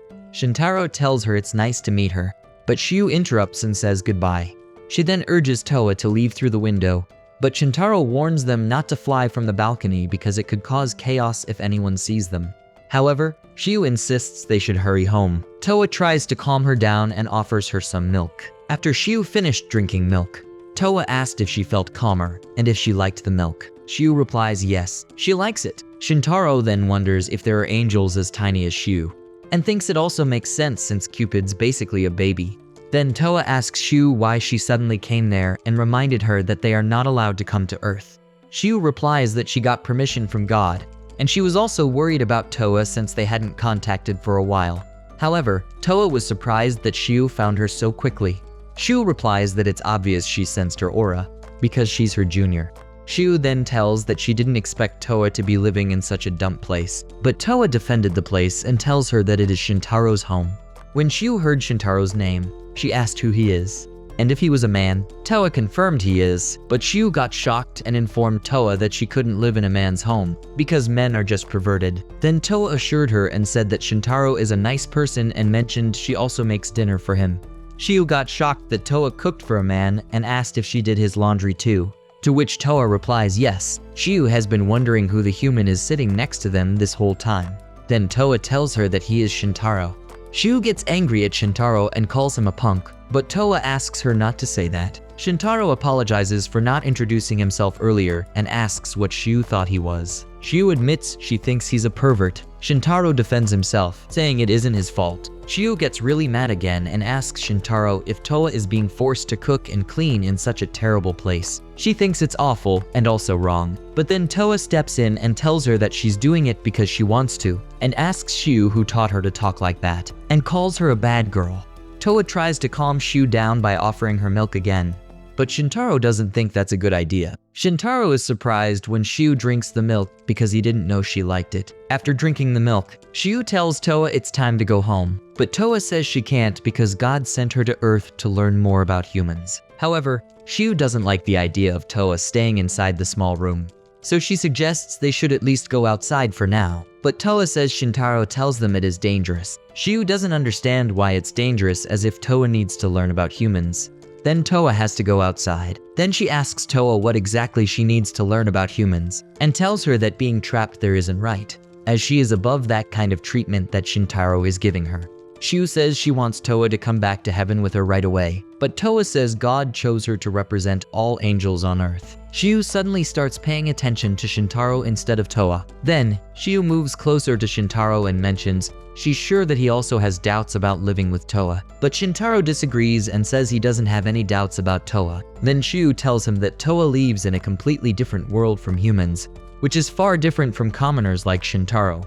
Shintaro agrees and tells Shiu that his life with Towa is full of surprises. Shintaro then says that it's natural for Towa to do things differently since she's from heaven. He compares it to how he will act if he goes to heaven. Shintaro assures that everything Towa does is because she cares about him, and he's not only surprised but also grateful for her. But Shiu still believes that Towa shouldn't stay with him, and she decides to take her back to heaven. She warns Towa not to trust humans, saying they always lie, and mentions that even Shintaro didn't mean what he said. Towa disagrees and tells her that Shintaro is genuinely good and kind. Then Shiu questions Towa how she can know this after just a week. Towa replies that she trusts his instincts and says Shintaro not only provides her a home, but also cares enough to scold her when needed, even though they were strangers, which also makes her very happy. Towa tells them that she is really excited when she comes to Earth, but at the same time, she is also scared. But now she feels better knowing that someone is here to care about her, and it makes her really happy. Towa tells her that's why she wants to thank Shintaro for being kind to her. And as she knows Shintaro used to live alone, she wants to stay by his side and make him happy. Shintaro feels touched by what she says, thinking it's not common for someone to promise to bring happiness into someone's life. But then Shiu feels upset and calls Towa a jerk and runs away. Shintaro and Towa try to find her, but they can't. Shintaro wonders if Shiu went outside, but Towa thinks she's still in the building because Shiu is careful and she will not go outside. Shintaro asks Towa if angels like being up high more than being close to the ground. Towa agrees because heaven is high up, so they feel more comfortable in high places. Shintaro suggests they should find Shiu on the roof since there's a garden which might still be open. Then Towa says sorry to Shintaro for Shiu's rude behavior toward him, but Shintaro understands it and says he thinks it comes from Shiu's love for Towa. They find Shiu on the roof, and Towa says sorry to Shiu for not considering her concern earlier. Shiu says it's okay, and then Towa offers her a hug, which Shiu accepts happily. Then Shintaro thinks kids will always be kids. He notices Shiu's cute side, but she just shows off her angry look to him. Suddenly, Shiu's necklace starts making noise, and Shintaro asks if it's going to explode. But then a voice from the necklace comes and says she'll be sent home in a minute. Shiu starts crying after hearing this, and she starts begging not to go back because she wants to stay with Towa. Shintaro wonders if the necklace is some sort of timer. Shiu asks Towa if she really won't go home with her, and Towa says she will not. Shiu tells Towa to take care and promises Towa to pray for her happiness. Then she tells Shintaro that if Towa is saying, then he must be a good person, as Towa is good at judging people. Then she warns Shintaro that if he hurts Towa, she'll make him regret it. Shiu admits she hasn't fully accepted Shintaro yet and says she loves Towa more than he does. And then suddenly, she disappears. Shintaro is amazed to see her disappear. Then Towa mentions she's never been to the roof before, and seeing some vegetables, she says they are cute. She tells Shintaro that what Shiu said about learning more about humans bothered her a bit. Shintaro agrees, saying he feels the same. He reminds Towa that he told her not to go out alone because he doesn't want her to get hurt, but he thinks nothing will change if they keep doing things the same way. So, he tells Towa that they should go for walks together after dinner, and will get used to it slowly. Then he tells her that once she feels comfortable, she can go out during the day when he's at school. Instead of just saying no to her going out alone, Shintaro wants her to practice so she can do it safely. He asks Towa what she thinks, and she happily agrees. A few days have passed since they started going out for a walk after dinner. Shintaro then tells Towa that it's not safe to cross the road when the traffic lights are red or yellow. He explains that she can cross only when the sign with the walking man lights up. After the signal changes to walk, Shintaro starts crossing the road, but Towa stops him and points out that the walking man in the signal is still not moving, and Shintaro is shocked to see that. After they came back to the apartment, Shintaro says he's home. Towa wonders why he always says that when nobody's waiting for him. Shintaro says it's probably because of habit. While they're watching TV, Shintaro notices that Towa seems more comfortable going outside now. He thinks now she can learn how to use buses and trains, but he realizes he's worried about her safety more after thinking. He thinks it's too early for her to use public transport. When Towa sees a fruit sandwich on TV, she says it looks pretty and delicious. Shintaro mentions that the place where they sell that sandwich is not too far if they want to go. Towa asks if the shops on TV exist for real, but Shintaro gets surprised and asks what she thought about it. Then Towa says she remembers that it's him who tells her that dramas are fictional, and then she asks if the fruit sandwiches are real too. Shintaro assures her they are. Towa is amazed that such pretty food exists. Shintaro suggests going there, but then remembers he just thought about that she wasn't ready to take trains yet. They arrived at the train station, and Shintaro asks Towa to put the ticket in the machine. Towa agrees and mentions that it is her first time on a train. She says although she had seen one up close before. Shintaro asked when, and Towa tells him that she had flown next to one the day she came to Earth. Shintaro got worried, thinking it was dangerous since Towa seemed to lack self-preservation instincts. Towa gets worried after seeing the ticket get sucked in the machine, but Shintaro reassured her to grab it when it came out the other side.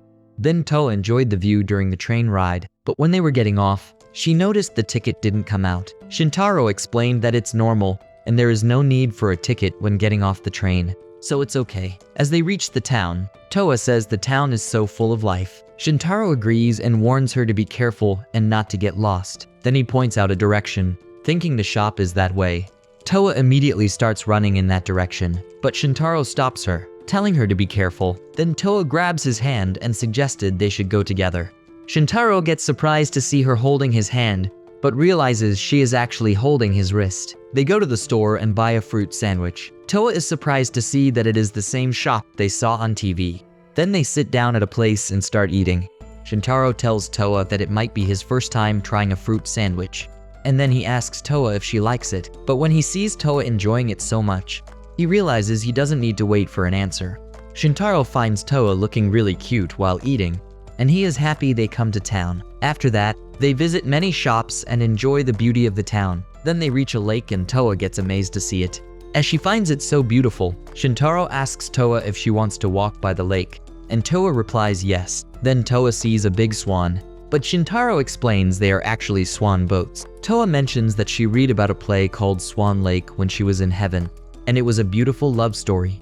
Shintaro asks if she wants to ride one of the swan boats, and Towa agrees. While they are riding on a swan boat, Shintaro notices they are pretty close to the water. Then Towa notices that Shintaro is using his legs to move the boat, so she asks him if she could try too. Shintaro agrees, and Towa starts pedaling as well. Then Towa notices that they start moving forward. Towa enjoys it and gets excited while riding the boat. Then Shintaro reminds Towa to watch her skirt. As they are riding the swan boat, Towa greets an old couple, and the lady calls them a lovely young couple, making Shintaro nervous. Towa asks Shintaro what a couple means, but Shintaro avoids the question and says not to ask him. After the ride, Towa says it is fun, while Shintaro wonders if he is acting like it is a date. Suddenly, Towa spots a dango shop and grabs Shintaro's hand, suggesting they should go and eat some dango. Shintaro pulls his hand away and tells her that holding hands is for people in relationships, but then he realizes how silly that sounds. However, suddenly a girl accidentally bumps into Towa, by which Towa falls. Seeing this, Shintaro gets angry at the girl for not apologizing.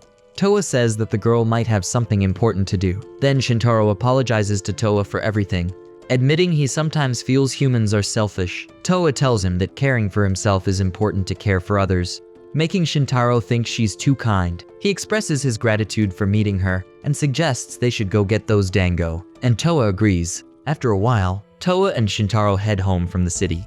Towa says she had a lot of fun seeing new sights and enjoys delicious fruit sandwiches and dango. Then she asks Shintaro what he'd like for dinner, but Shintaro suggests they should get convenience store meals since it's so late. Back at their apartment, as they're leaving the elevator, they notice a girl sitting outside their apartment. Shintaro finds out she is Mary. She stands up, hugs Shintaro, and asks him where he's been. However, Shintaro is shocked to see her. A few moments later, Mary starts eating food quickly in their apartment. Shintaro thinks Mary stole the meals so naturally and wonders what's going on. Mary apologizes to Shintaro, saying she couldn't check on him because she's been stuck. Shintaro tells her that she never leaves when she's working. Mary agrees and says that the more seriously she takes work, the more she becomes a shut-in. While eating, Mary explains that she spends all her time drawing, except for meals and baths. She starts coughing while talking, so Towa gives her a glass of water, for which Mary thanks her. Then Shintaro tells Towa that Mary is his aunt and she owns the apartment. Mary says that she's Shintaro's dad's little sister and she writes manga for a living. Seeing Mary's behavior, Shintaro asks if she is drunk. Mary replies that she's just extremely tired because she hasn't slept for 72 hours. Towa asks Shintaro what a manga artist is. Hearing this, Mary wonders if Towa is a sheltered rich girl because she doesn't know about manga artists. Shintaro shows Towa a manga and says Mary writes stuff like this. Towa gets excited and thinks Mary is an author, but Mary clarifies that it's not one of her works. However, Shintaro says he doesn't own anything Mary has written. Mary tearfully says to forget all about her, and Shintaro asks if she's being stupid. Then Shintaro tells Mary that she ate their dinner. Mary apologizes and explains that all those sleepless nights without food or drink have left her unable to think straight. Mary says she had to wait for Shintaro because he was gone. Shintaro suggests that she should have grabbed something to eat while waiting, but realizes that her extreme exhaustion and hunger have messed up her survival instincts. Then he asks how long she was waiting for him, to which Mary replies since 3 p.m. Shintaro asks why she didn't contact him, and Mary says she left her phone at home because her editor installed a GPS tracking app on it. Shintaro is surprised and says that's creepy. Then, the sound of Shintaro's stomach growling fills the room. Hearing this, Towa says she'll make something to eat. However, Shintaro apologizes and says he bought meals so she wouldn't have to cook, but now she has to do it. Towa tells him not to worry about it. However, Mary stops her and says she brought a cake and asks if they want some. Shintaro gets surprised and asks if it's a whole cake and wonders what the occasion is. Mary reveals that it's her birthday and no one has wished her a happy birthday all day. She also expected her editor to say something after she finished her work, but nothing happened. Shintaro wonders if editors are supposed to celebrate authors' birthdays. Mary says that this is why she decided to eat some cake with Shintaro, and then she tearfully admits she bought her own cake for her birthday. Then Shintaro asks her not to cry. They start celebrating Mary's birthday, with Shintaro and Towa wishing her a happy birthday. Towa hands Mary a handkerchief and asks her not to cry. Mary thanks her, and then asks Shintaro who Towa is. He realizes he forgot to introduce Towa and starts to panic. He gets worried about how he will explain having a girl living with him without his aunt's permission. He thinks it would definitely get him in trouble, and there's no way he can tell her that Towa is an angel. Towa apologizes for not introducing herself sooner, and then introduces herself to Mary. She tells Mary that Shintaro has helped her a lot, and she always wanted to thank the owner of the apartment. Shintaro quickly stops Towa from saying anything more, thinking they shouldn't reveal that Towa is living with him. He realizes they need a cover story now. Mary asks Shintaro if Towa is his girlfriend. Shintaro replies that Towa is his classmate. However, it does not convince Mary, and then Mary asks if he's sure, and teases him by calling him a playboy. Shintaro explains that they are on the school festival committee, which is why they are having a meeting. Mary then asks Towa how Shintaro is at school, if he's a good boy, and if he's popular with the ladies. But Shintaro stops her from asking this. Mary says she has the right to know because she's his guardian, but Shintaro disagrees. Then Mary moves closer to Towa and tells her that Shintaro is being mean to her. Besides, she is the one who changed his diapers and gave him milk. Shintaro stops her, saying that's playing dirty. But Towa gets curious and wonders if Mary really changed Shintaro's diapers. Mary explains that she lived in the same neighborhood as Shintaro when he was little, and often looked after him because his parents worked. She remembers Shintaro being such an adorable little angel. Then Towa becomes fascinated and says she would have loved to have met little Shintaro. Mary then asks Towa if she wants her to bring pictures next time. Shintaro quickly begs her not to do that, as it would be embarrassing. But Mary insists that it's no big deal because he was cute. Towa stands up to make some tea, and Shintaro thanks her. Mary mentions how thoughtful and nice Towa is. Then she jokes about whether Towa is really an angel and says she wishes Towa would join their family. Seeing Shintaro blush, Mary clarifies that she meant she would marry Towa, not him. And then she asks how Shintaro thinks his chances look. Shintaro insists it's not like that. Mary asks if Shintaro minds if she uses the bathroom. Then Shintaro says go ahead. Inside, Mary notices 2 toothbrushes and asks why he has 2 toothbrushes. Shintaro quickly explains that he prefers to use separate ones for his front and back teeth. Mary thinks how surprising it is that Shintaro invited a girl over, as she always thought that he was passive. She realizes that living alone gives Shintaro the freedom to invite whoever he wants, do whatever he wants, and also enjoy his private space. Suddenly, Mary comes out of the bathroom and tells Shintaro not to dare dabble in substances. Shintaro gets shocked and asks what she's even saying. Mary then finds the tea good and thanks Towa. Noticing the time, Mary suggests to Shintaro that they should walk to Towa's home, mentioning that Towa's family might start worrying about her. Shintaro agrees but thinks he should have seen this coming. However, Towa looks worried hearing this. While walking, Towa asks Shintaro what they should do now, and where she is supposed to go. Shintaro tells her to split off at some point and then fly to the balcony and take care not to be seen. He asks if she can wait there until Mary leaves, to which Towa agrees. Mary notices their whispering and asks what they're talking about. Shintaro says they were just discussing the school festival. Mary apologizes for interrupting their meeting and offers to explain to Towa's family why she's getting home so late. Towa reassures her it's fine and she'll be okay from there. As Towa starts to leave, Mary stops her. Mary tells Towa that Shintaro can be a bit shy, but he's a very nice boy and asks her to continue spending time with him if she doesn't mind. Towa promises she will. Then they say goodbye and part ways. Meanwhile, Shintaro wonders how long Mary intends to stay. Then Towa flies to Shintaro's balcony, and she is pretty sure that nobody saw her. She wonders if Shintaro and Mary are back. Then she sees Shintaro and Mary sitting and talking. Shintaro asks Mary what she was talking to Towa about, but Mary says it's a secret. Shintaro then suggests that once Mary finishes her tea, she should get going. Mary replies that she isn't going anywhere tonight, as she bought a sleepover kit and stocked up on booze while at the convenience store. Shintaro insists she should go home, but Mary asks why he's suddenly treating her differently. Shintaro thinks if this happens, then Towa will have to spend the night on the balcony. Mary refuses as if she goes, then she has to get back to work. And she can't work with an editor who forgets her birthday. Mary calls her editor a jerk and dummy Kita. Shintaro focuses on Kita and realizes that her publisher is Squeamix and asks if she's talking about Kita Mitsuru, who is known for Overnight Oil Baron and The Legend of the Rowdy Feudal Lord. Mary is surprised that Shintaro knew the editor's name. Shintaro explains that he's a huge fan of the works Kita edits and even reads Oil Baron weekly. Mary tells him that he's creeping her out. Then Shintaro calls Kita a superstar editor whose mangas are household names. Mary replies that she's no household name, and that's why her editor doesn't care about her. Shintaro tells her to stop with the self-deprecating thoughts. Mary insists she's spending the night and will sleep on the floor, and then she asks for a blanket. Shintaro notices Towa on the balcony and feels worried for her. However, Towa uses sign language to tell him that she's okay, and she is fine with sleeping on the balcony. Shintaro insists that he can't accept that.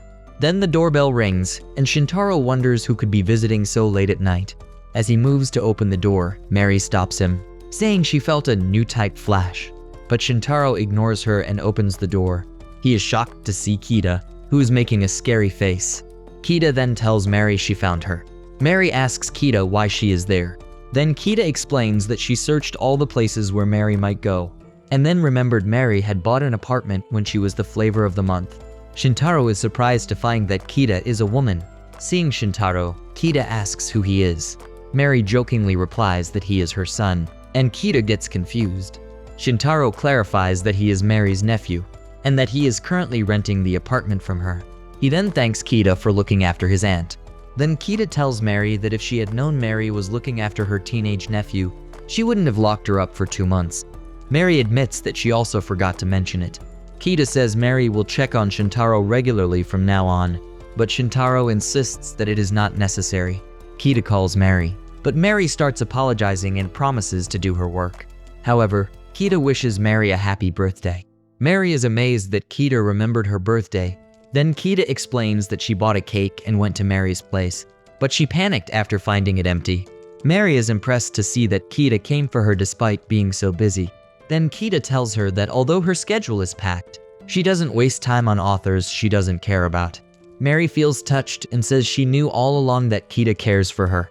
Kita suggests now they go back and eat the cake, and then get started on the script. As Mary leaves the apartment, she tells Shintaro to call her anytime he needs her. Shintaro thanks her and tells Kita he's looking forward to seeing how Oil Baron goes. Then Kita thanks him and asks to hear his thoughts next time they meet.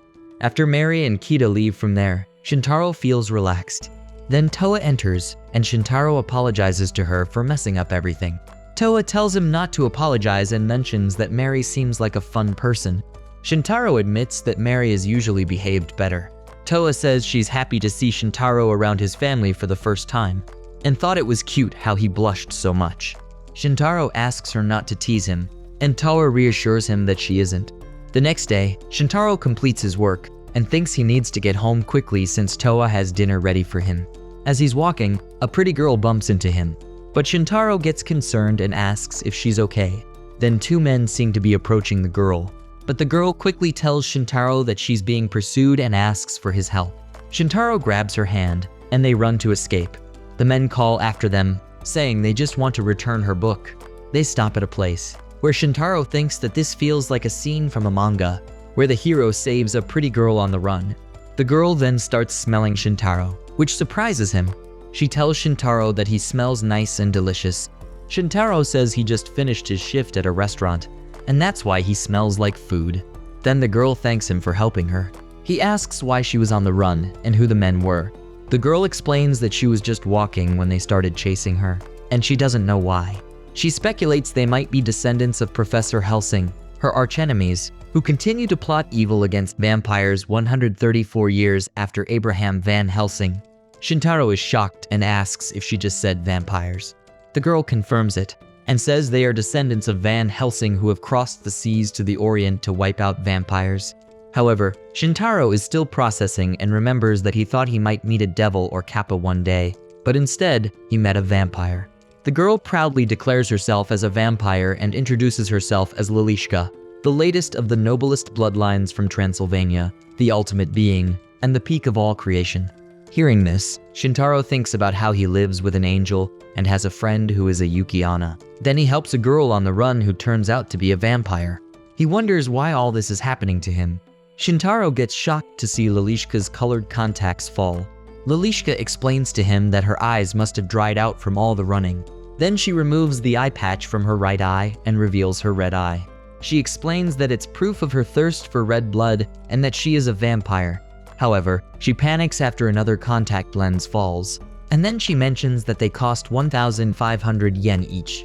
Shintaro asks if both were contacts, but Lilishka denies it. Shintaro tells her that she just mentioned the contacts cost 1,500 yen each, but Lilishka denies ever saying that. Shintaro thinks to himself that Lilishka is a total nutcase. He wonders what's wrong with him, as he keeps running into supernatural beings.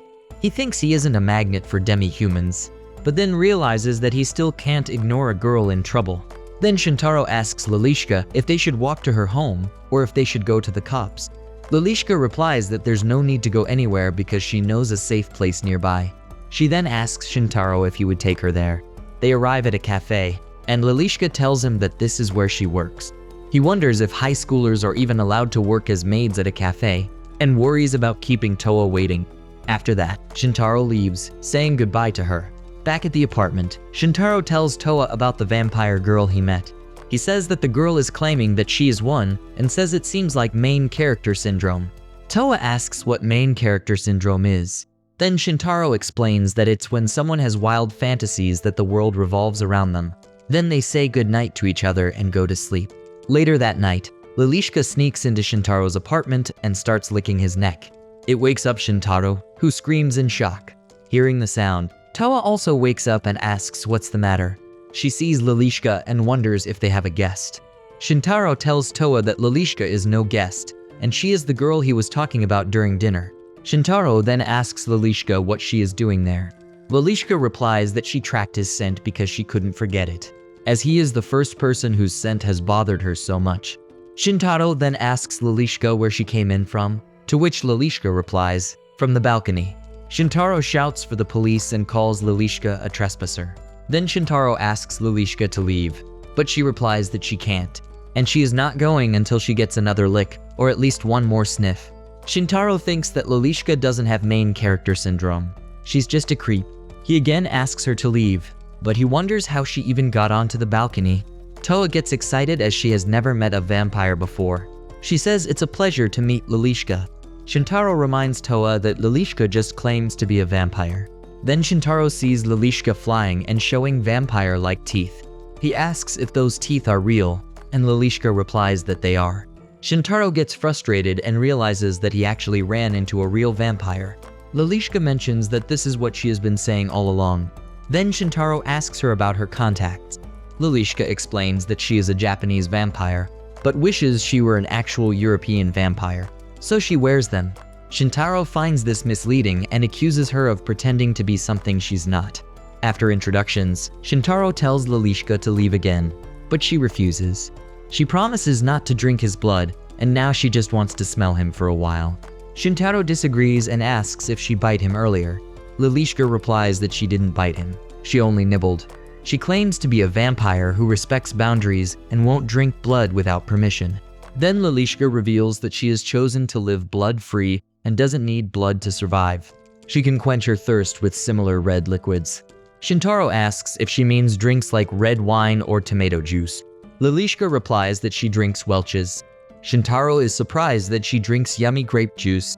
Then he asks if she would leave if he gave her one of those drinks. Shintaro checks the fridge, but unfortunately, they don't have grape juice. Despite this, Lilishka insists that she will not leave for the drink as she is still focused on Shintaro because he smells too good. Then Shintaro asks Lilishka if she would like some pickled plum instead, but Lilishka insists she must have him. She pleads to let her nibble on him just once and promises to leave afterward. After a while, they all end up sleeping in one bed, while Shintaro is frustrated that Lilishka hasn't left. Lilishka says she really can't resist and asks Shintaro to let her stick her fangs in. However, Shintaro refuses. The next morning, Shintaro finds that Lilishka is gone. He thinks he can't tell if she was cool or just boisterous. Towa wakes up and tells Shintaro that she's not very knowledgeable about these things, but asks if vampires exposed to sunlight turn to ash. Shintaro wonders if Lilishka was reduced to ash. While walking on the school campus, he keeps thinking about what happened at home and how Towa seemed worried, as she repeatedly asked what they would do now while he tried to calm her down. Despite not seeing any ash on the floor, Towa suggested not cleaning the floor today. Shintaro still wonders if Lilishka really burned to ash, but concludes she must have just gone home. He wishes that he could confirm it to give Towa peace of mind, but all he knows about her is her name. Then he suddenly realizes that he also knows where she works, so if needed, he could go there and ask. Then Tsurumi greets Shintaro and asks him why he seems down. Shintaro replies that he didn't get much sleep last night. Tsurumi says she understands why he might have panicked, as she also knows that the finals cover a lot of material.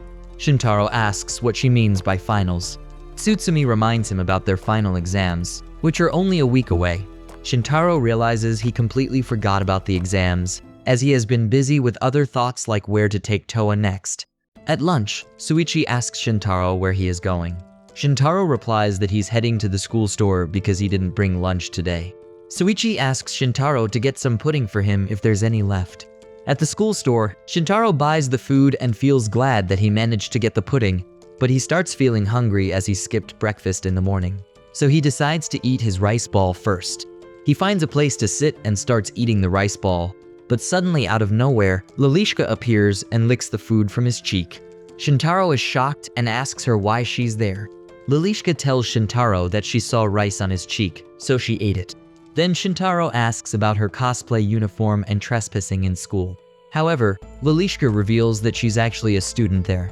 Seeing her navy-colored uniform, Shintaro asks which year and class she's in. Lalishka replies she's in class 2. Shintaro asks if she already knew about him, but she denies it and says she just followed a familiar scent she smelled outside his classroom. She explains that she can track any scent she's familiar with, which is how she found his place last night. Shintaro wonders if she's sure she's a vampire and not a dog. Then he tells her that he's glad she's okay because he was afraid she had been reduced to ash. Lalishka tells him that she dislikes the sun, but she won't burn up. Shintaro realizes that's why she wears a hoodie. Then Shintaro asks her why she left without saying anything in the morning. Lalishka explains that they were both asleep, and she needed to go home and change into her uniform before coming to school. Then Shintaro tells her that he's glad she's okay and leaves from there.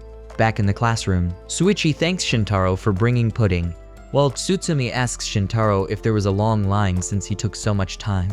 Then Shintaro asks Tsutsumi if she knows a girl named Lalishka from class 2, but Tsutsumi replies she doesn't. Shintaro describes Lalishka's appearance, mentioning that she has silver hair and wears a hoodie with bunny ears. Tsutsumi replies that she thinks she has seen her around. Then another girl asks if he means Kagami. Shintaro asks if her full name is Kagami Lalishka. The girl replies that she thinks it was actually Kagami Sayuri. Upon hearing this, Shintaro wonders who Lalishka is.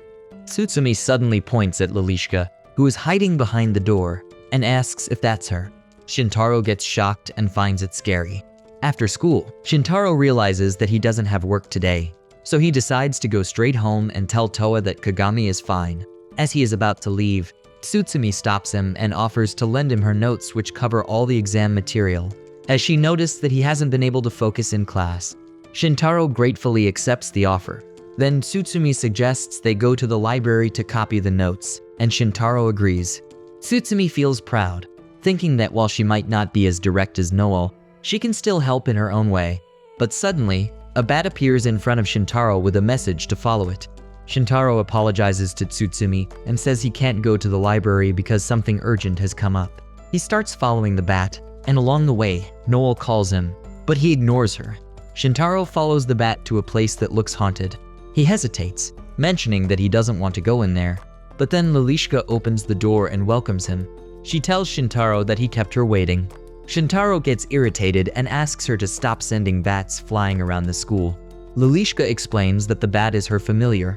She questions if Shintaro refuses the honor of being her servant, as he could miss out on serving an ultra-cute senior. But Shintaro says he's good without that. Then he asks if this servant thing would actually be better. Lalishka tries to sweeten the deal by offering a ticket to her birthday event next year, with an estimated value of 3,000 yen. Shintaro still refuses, asking why she even thinks that would work. Then she asks Shintaro what his desire is and what his price is. Shintaro replies that those things don't matter to him and he can't accept the offer. Shintaro tells her that he doesn't even understand what started this weird servant thing. He then asks what's gotten into her. Lalishka gets sad and explains that this happens because he told her not to come over anymore. And in the schoolyard, it seemed like he didn't want to be seen with her. And in his classroom, it seemed like he didn't want people to think they were acquainted. Shintaro replies that that's not what he was thinking. Hearing this, Shintaro realizes why Lalishka sent her familiar to get him. It's her way of hiding the fact from others that they know each other. Then Lalishka starts crying, and explains that she feels like fate brought Shintaro to her, because his scent is the most unforgettable she's ever encountered. She wants to sniff him for life, but feels hurt because Shintaro told her not to come over. Feeling she has no choice, she decides to become his master and orders him to let her sniff him. Shintaro gets confused and asks why. Lalishka insists that if he won't accept her as his master, he should at least let her sniff him for now, and they can resume negotiations afterward. Lalishka moves toward Shintaro, repeatedly telling him she must sniff him or she'll lose her mind. But Shintaro tries to calm her down. Meanwhile, Tsutsumi and Noel arrive there and apologize to Shintaro for following him. However, Noel gets mad at Shintaro and asks how he can be so close to Lalishka but never even hugged her. Both Noel and Tsutsumi are shocked when they see Lalishka flying. Shintaro explains everything to them, but both Noel and Lalishka are confused, as they don't believe Lalishka is a vampire. Lalishka tells Noel that power attracts power.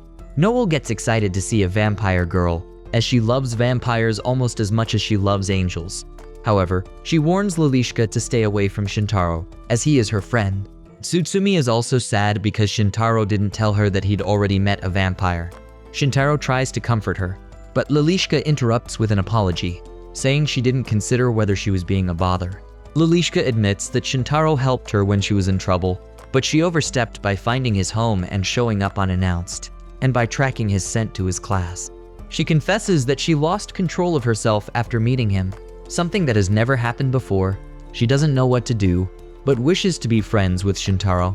Shintaro realizes that life as a vampire must be harder than he imagined. Noel also comforts Lalishka by mentioning her own struggles with controlling her blizzards. Then Shintaro tells Lalishka she is welcome to come over, but she can't sniff him at school. Lalishka gets excited and asks if she can really come back. Shintaro confirms and mentions that Towa is worried about her too, but insists that Lalishka use the front door from now on. Lalishka happily agrees. Seeing this, Noel says she wants to visit Shintaro's place too, and Shintaro says he has to ask Towa first. Tsurumi also wishes she could go too, but feels too shy to say it. After a week, Towa sings while doing laundry.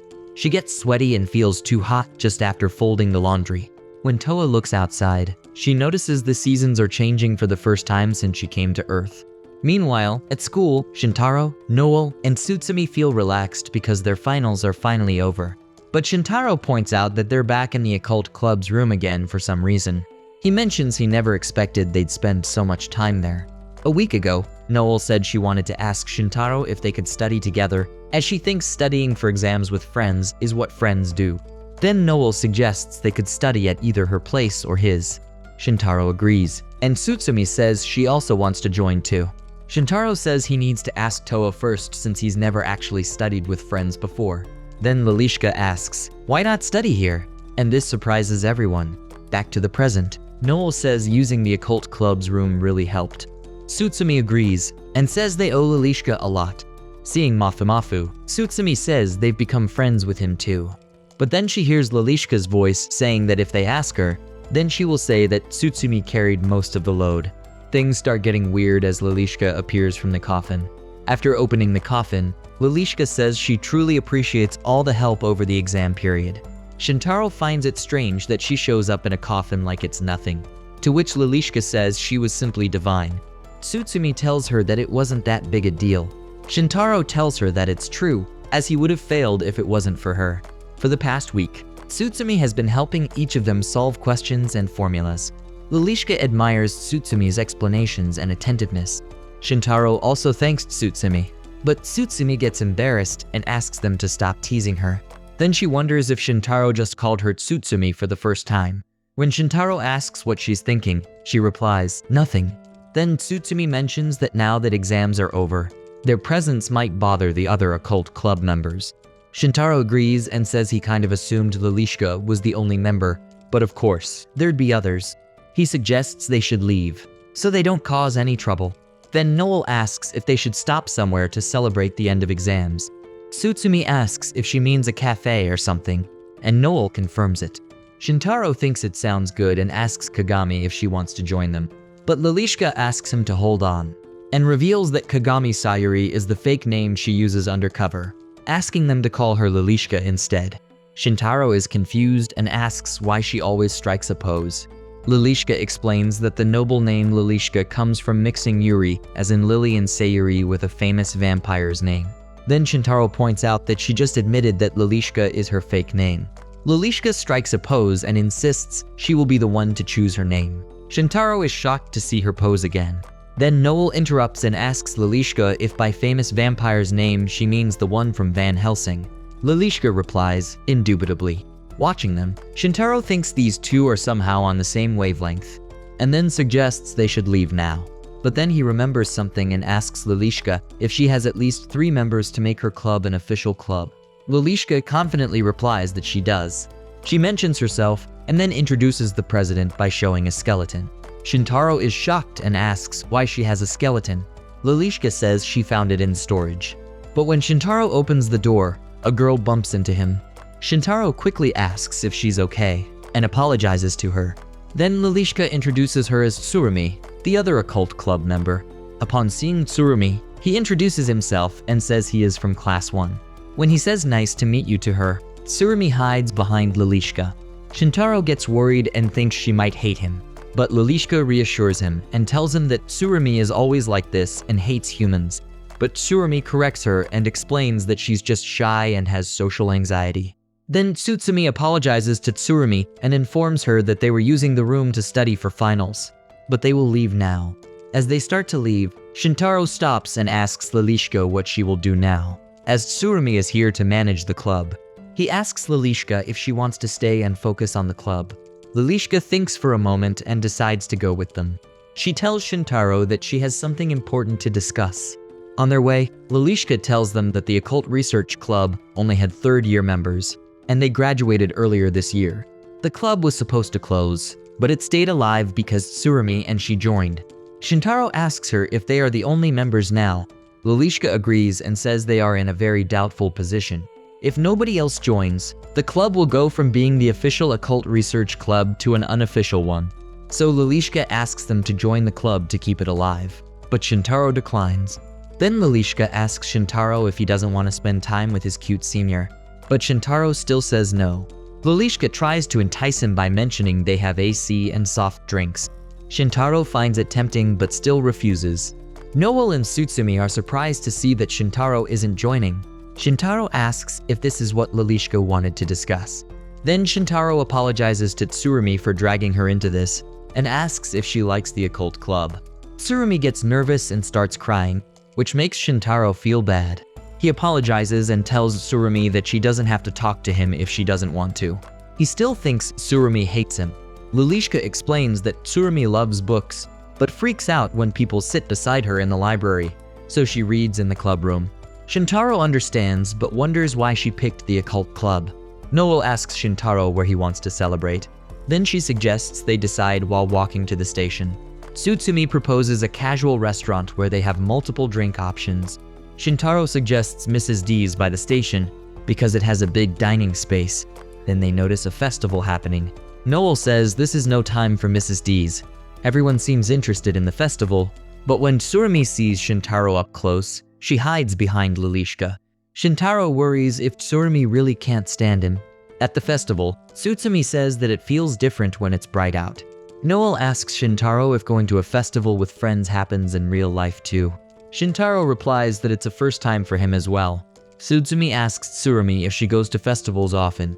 Tsurumi says she likes festivals, especially summer ones. Tsutsumi agrees with her, as summer festivals have a free-spirited vibe. Suddenly, Shintaro wonders where Lilishka went, but then Lilishka appears in front of him with a lot of stuff. Shintaro is amazed at how Lilishka got all swagged out in an instant. Then Lilishka says each person carries multiple personalities within themselves and manifesting one, and wearing it proudly can also be a form of expression. Lilishka asks Shintaro what's wrong and if something is bothering him. Then she tells Shintaro that his scent now has the bittersweet, which she kind of likes, and asks to nibble on him for a bit. Shintaro gets confused but says no to the nibble. Again, Lilishka asks him to tell her what's bothering him. Shintaro goes near Lilishka and tells her that he feels like Tsurumi is especially scared of him, but not so much with the other girls. He asks if it's because he startled her right off the bat. Then Lilishka tells Shintaro that maybe Tsurumi is mad at him because he saw her panties. Both Shintaro and Tsurumi are shocked. Tsurumi says no, and Shintaro also says he doesn't think he saw her panties.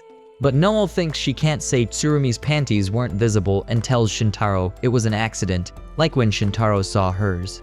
Shintaro replies that he didn't see them this time. Tsutsumi thinks Shintaro's desperate pleas are only backing Tsurumi further into a corner. Tsutsumi says she is feeling hungry and wants to grab a bite, and asks them to split up for a bit. Noel agrees and grabs Shintaro's hand to go away from there. They go to the festival, enjoy playing multiple games, and see many things. Then they eat shaved ice, and Noel says it's great and that grabbing a bite with friends is so friend-like. Seeing some people eating buttered potatoes, Noel says she wants to eat some buttered potatoes too and goes to get one. Everyone joins her, and Shintaro notices the girls are going all out on the food. He realizes maybe he should get something too. Shintaro walks and finds grilled corn and chilled cucumber stalls. He decides to try a chilled cucumber. Then he sees Tsurumi also looking at chilled cucumbers and asks her if she wants one too. Tsurumi gets nervous again. Shintaro thinks he startled her again and apologizes, suggesting they should just get some. He asks the shopkeeper for 2 chilled cucumbers. Then he tells her he will eat his over there, and that she can relax and enjoy it. As Shintaro starts to leave, Tsurumi stops him and tells him he has got it wrong. Shintaro wonders what he got wrong, and asks if she doesn't want the cucumber at all. Before she can respond, the others appear there. They stop at a place where Noel says she's so full, but Tsutsumi points out that she's still going to town on that shaved ice. Noel agrees and says it was so much fun, but she doesn't want to go. Shintaro tells them that it's getting dark and they should head home. Shintaro thinks this isn't how he expected to enjoy a summer festival, as he never would have imagined it. They hit up a festival after exams and had fun with friends. He thinks it was a good day. He wonders it would have been even better if Towa were here. He decides to come back with Towa, assuming that she'll love the festival. They notice Lalishka looking at the sunset. Lalishka says, the golden ball of fire sinks, and in its place rises a pale moon. As Venus begins to shine, the curtain is drawn on an evening of chaos. But Shintaro finds it cringy. Lalishka continues saying some weird stuff, but then Shintaro notices that she might fall into the river. So he rushes to save her, but ends up falling in himself. He realizes too late that Lalishka can fly. Everyone is shocked. Meanwhile, Tsurumi jumps into the river to save Shintaro. Underwater, Shintaro realizes he can't breathe and thinks it's weird because the river shouldn't be so deep. As he sinks, Tsurumi grabs his hand and pulls him out of the water. Everyone rushes to Shintaro and asks if he's okay and not hurt. Then Shintaro replies that he's fine. Lalishka asks for forgiveness as she got too carried away. Shintaro tells her she really scared him there. Then he thanks Tsurumi for helping him. Tsurumi explains that she's not used to talking to boys and got too nervous to talk to him, so she wasn't scared of him or anything. She apologizes for not saying it sooner and making it awkward for him. Shintaro says he's so glad and apologizes for making her nervous, acknowledging she might have tried to tell him this several times. Tsurumi tells Shintaro it's not his fault. Shintaro thinks he's glad they talked it out, and thinks today is a good day, aside from the whole falling into the river thing. Suddenly, they notice some light coming from Tsurumi's head. Tsutsumi asks them to hold on and look at Tsurumi, and then they notice something on Tsurumi's head spreading light. Noel asks if that's a halo. Seeing that, Shintaro asks Tsurumi if she is an angel, but Tsurumi refuses. Then they notice a shell on Tsurumi's back. Shintaro asks if that means the thing on her head is a kappa's dish. Tsutsumi is shocked and falls back after realizing they now have a kappa among them. Lalishka says she didn't expect Tsurumi's secret to be revealed so quickly. Shintaro asks Lalishka if she knew about this, then why didn't she tell them? Lalishka explains she didn't have Tsurumi's permission. Shintaro accepts this, thinking that Lalishka has her rare sensible moments too. Tsurumi seems confused and distressed, wondering why this is happening as it wasn't supposed to. Lalishka asks if Tsurumi ate any cucumber. Tsurumi confirms she did. Then Lalishka explains that Tsurumi turns into a kappa if she makes contact with water within an hour of eating cucumber. Shintaro feels guilty as he thinks it's his fault for buying her the cucumber. Lalishka says that Tsurumi is no ordinary kappa. Shintaro asks what she means by that. Lalishka explains that Tsurumi's grandfather is the boss of the All-Japan Kappa Federation that secretly runs Japan, which means Tsurumi is the future #1 kappa of Japan. Shintaro finds this information overwhelming. However, Tsurumi still seems confused and wonders what she should do. But Noel reassures her and tells her that all 3 of them know about Lalishka's secret, and Tsurumi is safe with them. This makes Tsurumi happy, and she thanks them. Then Shintaro asks Tsurumi if she'd like to meet one more person, to which Tsurumi agrees. Shintaro goes and comes back with Towa. When Towa arrives and sees Tsurumi as a kappa, she is amazed and expresses her honor at meeting her right after meeting a vampire. However, Shintaro quickly points out that Towa's wings are showing and asks her to hide them. Back in the apartment, Shintaro tells Towa about what happened at work, where he also lost his temper because the situation was so ridiculous. Towa says it sounds tough. Shintaro apologizes for complaining, but Towa tells him not to be sorry. Shintaro wonders if Towa is secretly angry with him and just not saying anything. Then he tells her it's okay to yell at him if she's upset. Towa assures him that she is not mad at all. She mentions that she does get angry sometimes, but Shintaro says he has never seen her mad. He then recalls a time when a girl bumped into Towa at the park, but Towa didn't show any anger. Towa says she figured that the girl might have her reasons. Shintaro wonders if Towa is an angel because she never gets angry. But then he remembers that this is not true, as Shiyu does get angry at him. After Towa gets busy cooking, Shintaro goes close to her and starts smelling the food. Towa asks if he wants to try it, and Shintaro agrees. Towa tries to feed him with her hand, but Shintaro refuses and tastes the food himself. He finds the food so delicious. Shintaro concludes that Towa isn't an angel just because she's perfect, but because she's a real and kind-hearted person. While leaving school, Noel seems relieved to know that the first term is already over. Shintaro says he is uncertain whether it felt short or long. Then Noel sees a cake shop and wonders if it was always there. She excitedly points out how cute the place is and insists that they should check it out, as she thinks friends should always explore new sweet shops together. Shintaro tries to stop her but fails, and Tsurumi also follows them from behind. Meanwhile, Towa is coming back from the market and is worried because she forgot to buy spring onions. On her way, she spots Shintaro at the cake shop and remembers that he mentioned school was only a half day today. She tries to call him but stops when she sees Noel feeding Shintaro a bite of cake. Inside the cafe, Noel encourages Shintaro to share sweets as friends do, but he insists he can eat it himself. Then Tsurumi asks Noel to feed her instead. Back at the apartment, Shintaro arrives and informs Towa that he bought some cake for them. He suggests they eat it together.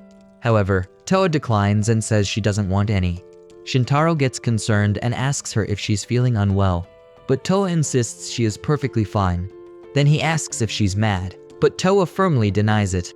Noticing her expression, Shintaro asks what her look means. Towa wonders if she's getting jealous and questions herself why she feels this way. After that, Towa changes her mind and tells Shintaro she will have the cake. She finds the cake delicious and loves the rich whipped cream.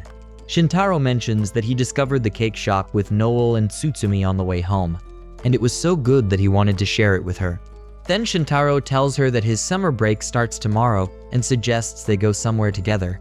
However, he admits he doesn't have much money and has a lot of work shifts scheduled, so they can't travel far, but they can go on walks, take local trains, and do various things together. Towa feels very happy and says yes. Then she mentions that she's already having a lot of fun just living with him. Shintaro thinks Towa really is an angel. Meanwhile, at Noel's house, she's watching anime and recalls her mother encouraging her to make many friends. Noel remembers the promise she made to her mom that she would make 100 friends. She also remembers a time when she messed up and stopped going to school. Even now, she feels she's not completely over it. However, Noel reassures herself that things are better now because she is going to school, working part-time, and has even made a friend. She thinks that having one good friend like Shintaro is better than having 100 friends. Noel considers inviting Shintaro to watch a movie together, thinking that going to the movies with a friend seems like a fun and friendly thing to do. She remembers that Shintaro's work shift ends at 3 p.m., so she plans to surprise him at work. Thinking about Shintaro makes her happy. In the next morning at the workplace, Noel's boss greets her warmly and mentions it's nice to see that she likes the place enough to visit as a customer, but she ignores him and rushes to Shintaro. Inside the cafe, she is amazed to see Towa, Lalishka, Tsurumi, and Tsurumi there as well. Each of them has their own reason for being there. Shintaro's boss jokes about how many girls Shintaro plans to add to his harem and thinks that Shintaro is really living the life. Shintaro asks Noel if she's there as a customer and if she has ordered yet. Noel says she came to talk to him and asks if his shift is over. Then she invites him to see a movie called The Ghost Girl and the Stairway of Mystery, and informs him that the last screening is at 3:30 p.m. today. Shintaro apologizes and tells her that he's covering for someone and has to work until 6. He suggests they can watch the movie another day. Noel gets disappointed and admits she should have given him notice before showing up. Lalishka asks Tsurumi about the book she read that the movie is based on. Tsurumi confirms this, but says she hasn't seen the movie yet. Tsurumi checks the movie poster and thinks it looks good, and asks everyone to go together. They all agree, but Noel is still a bit disappointed because she wanted to go with Shintaro. Towa gets confused and asks what going to the movies means, wondering if it's like jumping into the movie. Shintaro explains that it means going to the cinema to watch a movie on a huge screen. Towa finds the idea of watching movies on a huge screen interesting, and gets excited to experience it. Tsutsumi asks Towa if she likes movies. Towa replies that she does and mentions she never misses premieres on TV and has watched many in heaven. However, Tsutsumi is surprised that Towa has never been to a movie theater, so she suggests they should go. Noel tries to object, but Shintaro asks if she's okay with it, to which she agrees. While walking, Noel feels frustrated because she wanted to see the movie with just Shintaro. She thinks it's meaningless without him. Towa asks if there's anything she should know about going to the cinema. Lalishka tells her to stay quiet during the movie and go to the bathroom before it starts. Tsurumi mentions that there's a video explaining the rules before the movie starts, so Towa will be fine if she watches that. Noel feels out of place without Shintaro and wishes she could go home. But Towa's excitement about the cinema encourages her to stay. At the cinema, Towa tries a churro for the first time and loves it. Lalishka teases her for eating before the movie starts. Tsutsumi wants popcorn, but thinks it's too much for one person, so she asks Noel to share a bucket, and Noel agrees. Inside the cinema, Towa gets nervous when the rules start being explained, but then she starts enjoying the haunted film. After the movie ends, everyone agrees that it was great. Noel found it fantastic and adds it to her recommended list. Tsutsumi asks Towa what she thought of the movie. Towa says it was amazing, with impactful visuals, booming sound, and a wonderful story. Noel wishes she could have seen it with Shintaro because the movie was so good. Lalishka suggests watching it again in the club room with Shintaro once it starts streaming, to which Noel and Tsutsumi agree at the same time. Tsutsumi reminds everyone that they're supposed to meet Shintaro at Starbucks after 6 p.m. and suggests heading there to chat. Towa finds it a fine idea, and they all agree to go. While walking, Towa mentions how awesome the part where the subterraneans came to their aid. Noel thinks that she already wants to see Shintaro, but she has to wait another hour. Lalishka asks Tsurumi, as someone who read the source material, what she thought of the movie. Tsurumi replies that while they skipped a lot, they got the framework of the story right. Tsutsumi asks what was different. Tsurumi explains that in the book, the main character has an older sister, and in the movie, a cat says many of her lines. Noel thinks back and agrees that the cat did seem quite talkative. She asks if the scene where they return from the tanning salon was originally spoken by the sister, and Tsurumi agrees. Tsutsumi admits that she hadn't realized that until Noel pointed it out. Then Lalishka reminds everyone that they've been talking so much they haven't been moving. Noel suggests finding a spot to sit and chat. She asks Tsurumi if the book had stairs leading to many more places, and Tsurumi confirms. Tsurumi also mentions that a scene where the protagonist took her to an amusement park was cut. Tsutsumi wishes they'd kept that scene, and Noel suggests it was probably replaced by the beach scene. Towa is impressed by Noel's knowledge. Noel realizes she's having fun even without Shintaro there. Towa thanks Noel and mentions that she owes her first movie-going experience to her. Tsutsumi says she might never have watched the movie if Noel hadn't shown up, and the others agree. Tsutsumi remarks on how fun it was. Noel agrees but feels ashamed of her jealousy toward Shintaro's friends and her childish behavior. She thinks she wants to change and thanks everyone for coming with her, despite not being friends. After hearing this, everyone is shocked. Tsutsumi tells Noel that they are friends, not just Shintaro's friends. Noel questions if they are truly her friends and not just Shintaro's. Tsutsumi is surprised and asks Noel if she is serious, especially after all the time they've spent studying and going to the festival together.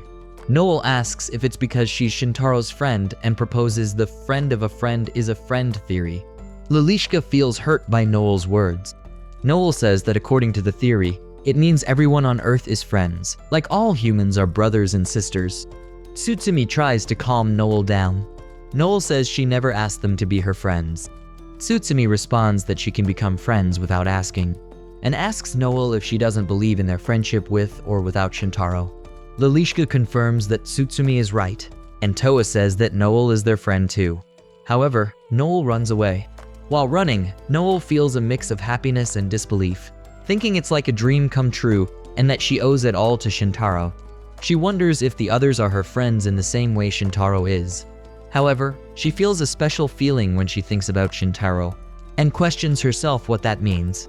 In the meantime, Shintaro appears in front of Noel and asks her where everyone is and if she is crying. Noel denies crying and realizes that Shintaro might mean something different to her than the others. She wonders if he is more special to her than a friend. and then tells Shintaro that she thinks she sees him as her best friend. Shintaro is surprised to hear that. Then the others catch up, and Tsurumi asks what's going on. Shintaro confirms they are all together now. However, Noa wonders if she is right about being best friends with Shintaro. Later, in the apartment, Towa and Shintaro are sitting with just their legs in the tub. Shintaro says that it's so hot, and Towa reminds him he banned saying that. Shintaro apologizes while struggling with the heat. He wonders why the AC had to break on such a hot day. Towa tells him that the repairman said they'd fix it the day after tomorrow. Shintaro suggests going somewhere with air conditioning tomorrow. Shintaro feels embarrassed seeing Towa fanning herself with her skirt, and mentions that the night breeze should be nice and cool now.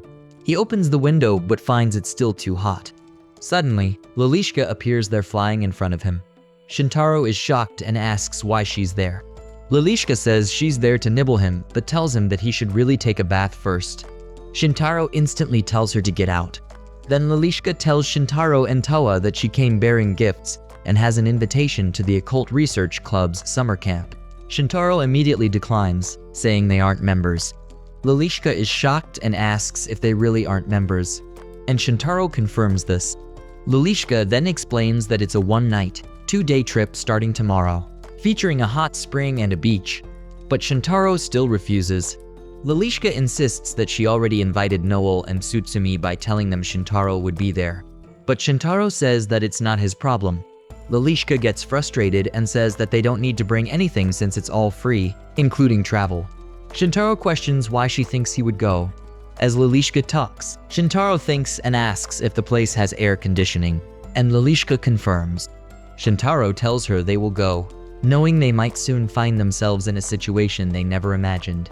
In the next morning, Towa and Shintaro are standing in front of a huge building.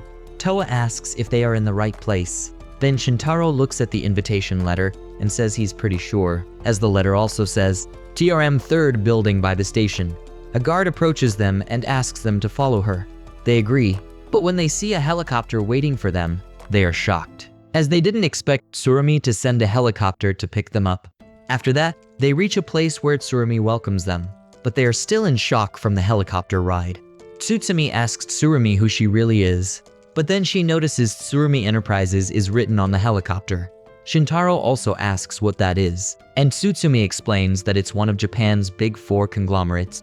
Lalishka says that Tsurumi's grandpa is the boss of the All Japan Kappa Federation, which secretly runs Japan. Shintaro wonders how those two things are related. Towa says Tsurumi is amazing, but Tsurumi disagrees with Towa, and then she asks them to follow her. They go to a palace where 2 maids welcome them. The maids introduce themselves as Kujaku and Aoi, who are Tsurumi's personal maids. They explain that they come from a long line of elite kappa that have served the Tsurumi clan for generations, and they are twins. The maids ask them to follow. However, everyone is shocked to see so many maids. Shintaro wonders if they are all kappa. Tsurumi finds the place huge, but Aoi tells her it's the smallest of the Tsurumi clan's vacation homes. They arrive at a beautiful pond. Kujaku tells them that it was built in the Edo period by Tsurumi's ancestor. Kujaku also says that kappa are water gods, and that the Tsurumi clan used their irrigation skills to gain power in the shogunate during the Edo period, to build the foundation of their group. Aoi mentions a sorrowful legend associated with the pond about 2 lovers who tried to exchange their shirikadama out of love and met their fate. Shintaro and Tsurumi are shocked to hear shirikadama talk. Then Kujaku explains that it said any 2 people who profess their love by the pond will be together forever. Shintaro asks what exactly shirikadama are, and if they are like souls. Kujaku says they are precious things found in an orifice in one's lower half. Aoi calls Shintaro inappropriate for asking this. Then Shintaro apologizes. They enter a grand hall and are shocked as they've only seen rooms like this in manga. Aoi and Kujaku tell them they'll be right outside if they need anything. Shintaro thanks them, and the maids close the doors. Then everyone sits at a table, and Lalishka announces that it's time to begin the occult club's summer camp. She informs them that a very important event is planned after dinner, and until then, they are free to do whatever. They are surprised since it's not even lunchtime yet. Tsurumi asks Lalishka if there is a group activity planned, but Lalishka says no. Then the maids ask if they would like to sumo wrestling in their free time. However, Shintaro wonders why there's a sumo ring in the room. Kujaku invites Shintaro to sumo wrestling, but he declines. Tsurumi apologizes and tells him that everyone in her family loves sumo. Kujaku says that Kappa have loved sumo wrestling and cucumbers since ancient times, and then suggests a casual match. But both Noel and Tsutsumi decline. Then Kujaku suggests swimming in the ocean as they have a nice beach nearby, and also swimsuits for them. She shows various swimsuits and invites them to choose whichever they like. Noel and Tsutsumi get excited about the swimsuits. Noel suggests one to Tsutsumi, but Tsutsumi gets nervous when she notices Shintaro. Shintaro assures her he'll change somewhere else and asks Kujaku where the men's swimsuits are. However, the maids are shocked to learn Shintaro is a man. After hearing this, many maids gather around him. After a while at the beach, Kujaku apologizes to Shintaro for not having a swimsuit for him. Shintaro says it's fine as he borrowed shorts. Aoi is surprised that Shintaro is a man. However, Shintaro is also shocked because he looks and talks like a guy and asks them if he doesn't. Kujaku admits she assumed Shintaro was a girl raised as a boy by a rich family. Shintaro finds this complicated. Then Kujaku is shocked that she couldn't have imagined Tsurumi befriending a boy. Shintaro says that Tsurumi seems uncomfortable talking to boys. Kujaku explains that Tsurumi is destined to become Japan's #1 kappa and must remain pure to obtain her soulmate's Shirakodama. However, Shintaro is confused about what Shirakodama really is. Kujaku says that Tsurumi has been surrounded by female servants all her life, and the only men she interacted with were family. Seeing Kujaku's expression, Shintaro wonders if he should really stay there tonight. Meanwhile, Towa arrives at the beach in her swimsuit and apologizes to Shintaro for keeping him waiting. Shintaro is shocked when he sees her and thinks she really looks like an angel. He feels awkward, not knowing where to look. Noel joins them in her swimsuit, mentioning it took her a while to pick one out. Everyone else arrives, and Shintaro feels even more shy, wondering where he should look now. However, Tsutsumi regrets not knowing she'd be at the beach with Shintaro, as she thinks she should have gone on a diet before this.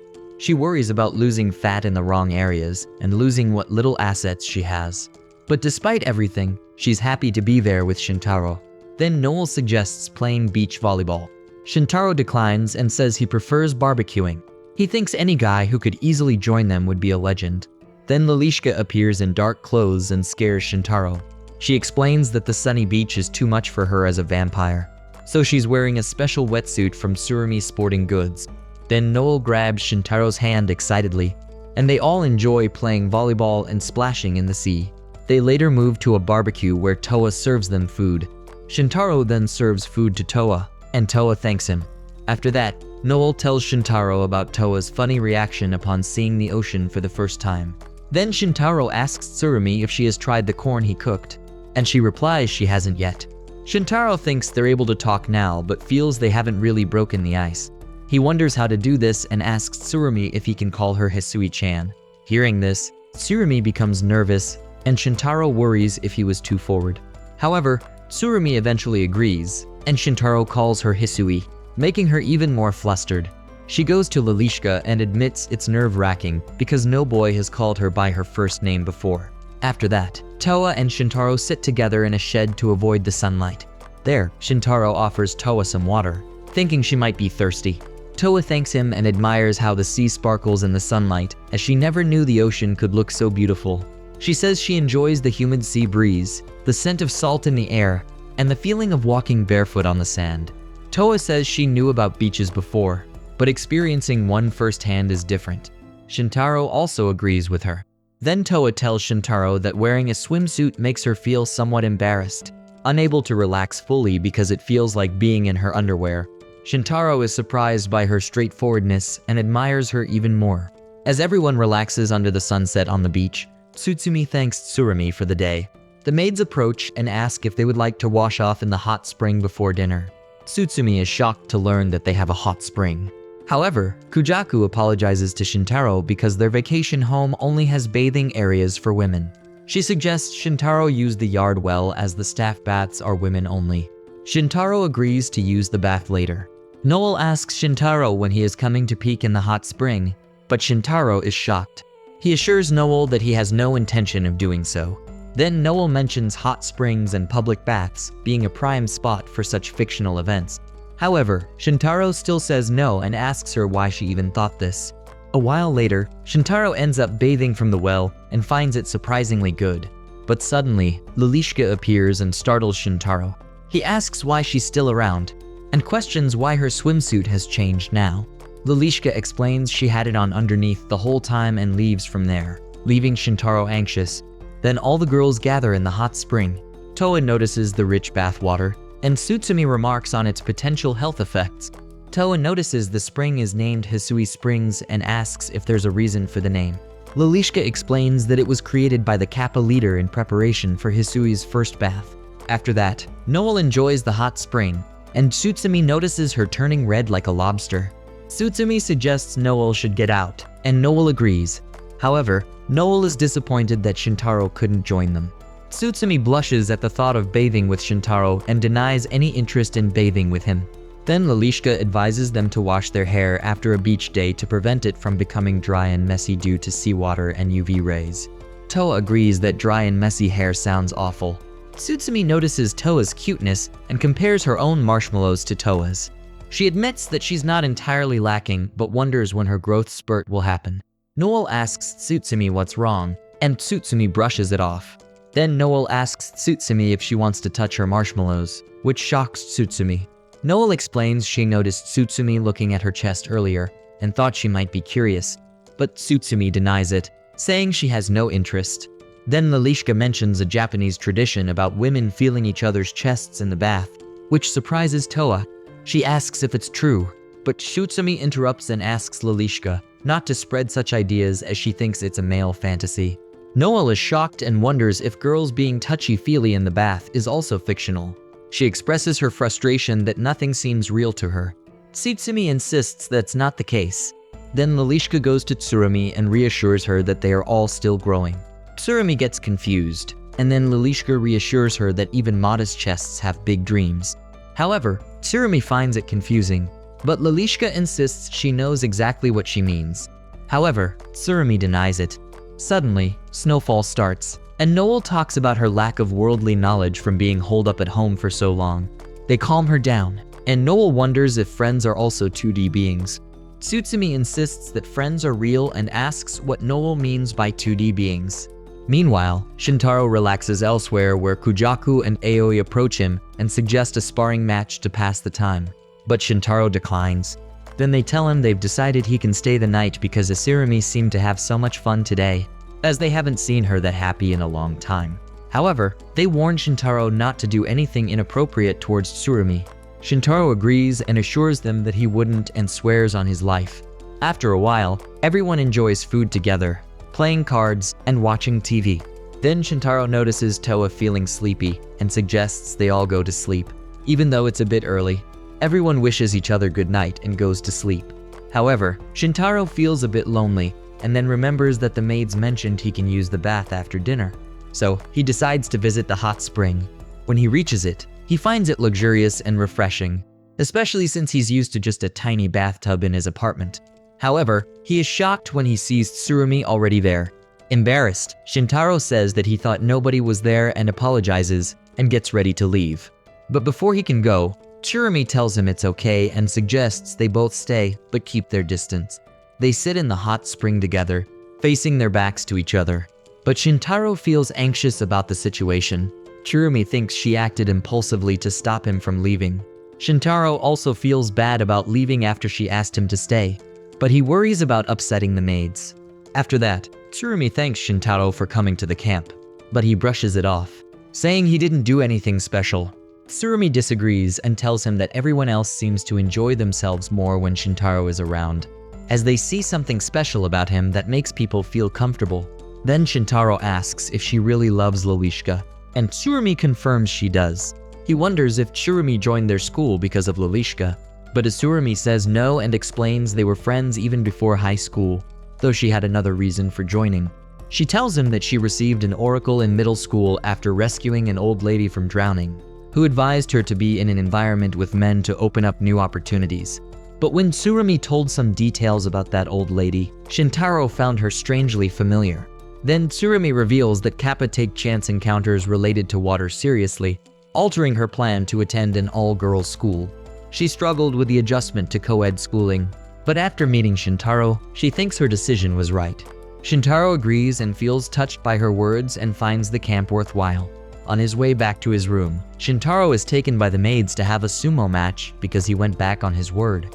However, Shintaro feels like he came to the sumo club's camp instead of the occult research club's summer camp. And that's the end of the video. Please comment and let me know if you want a recap of the next episode of this anime. As always, if you liked what you saw, subscribe to the channel.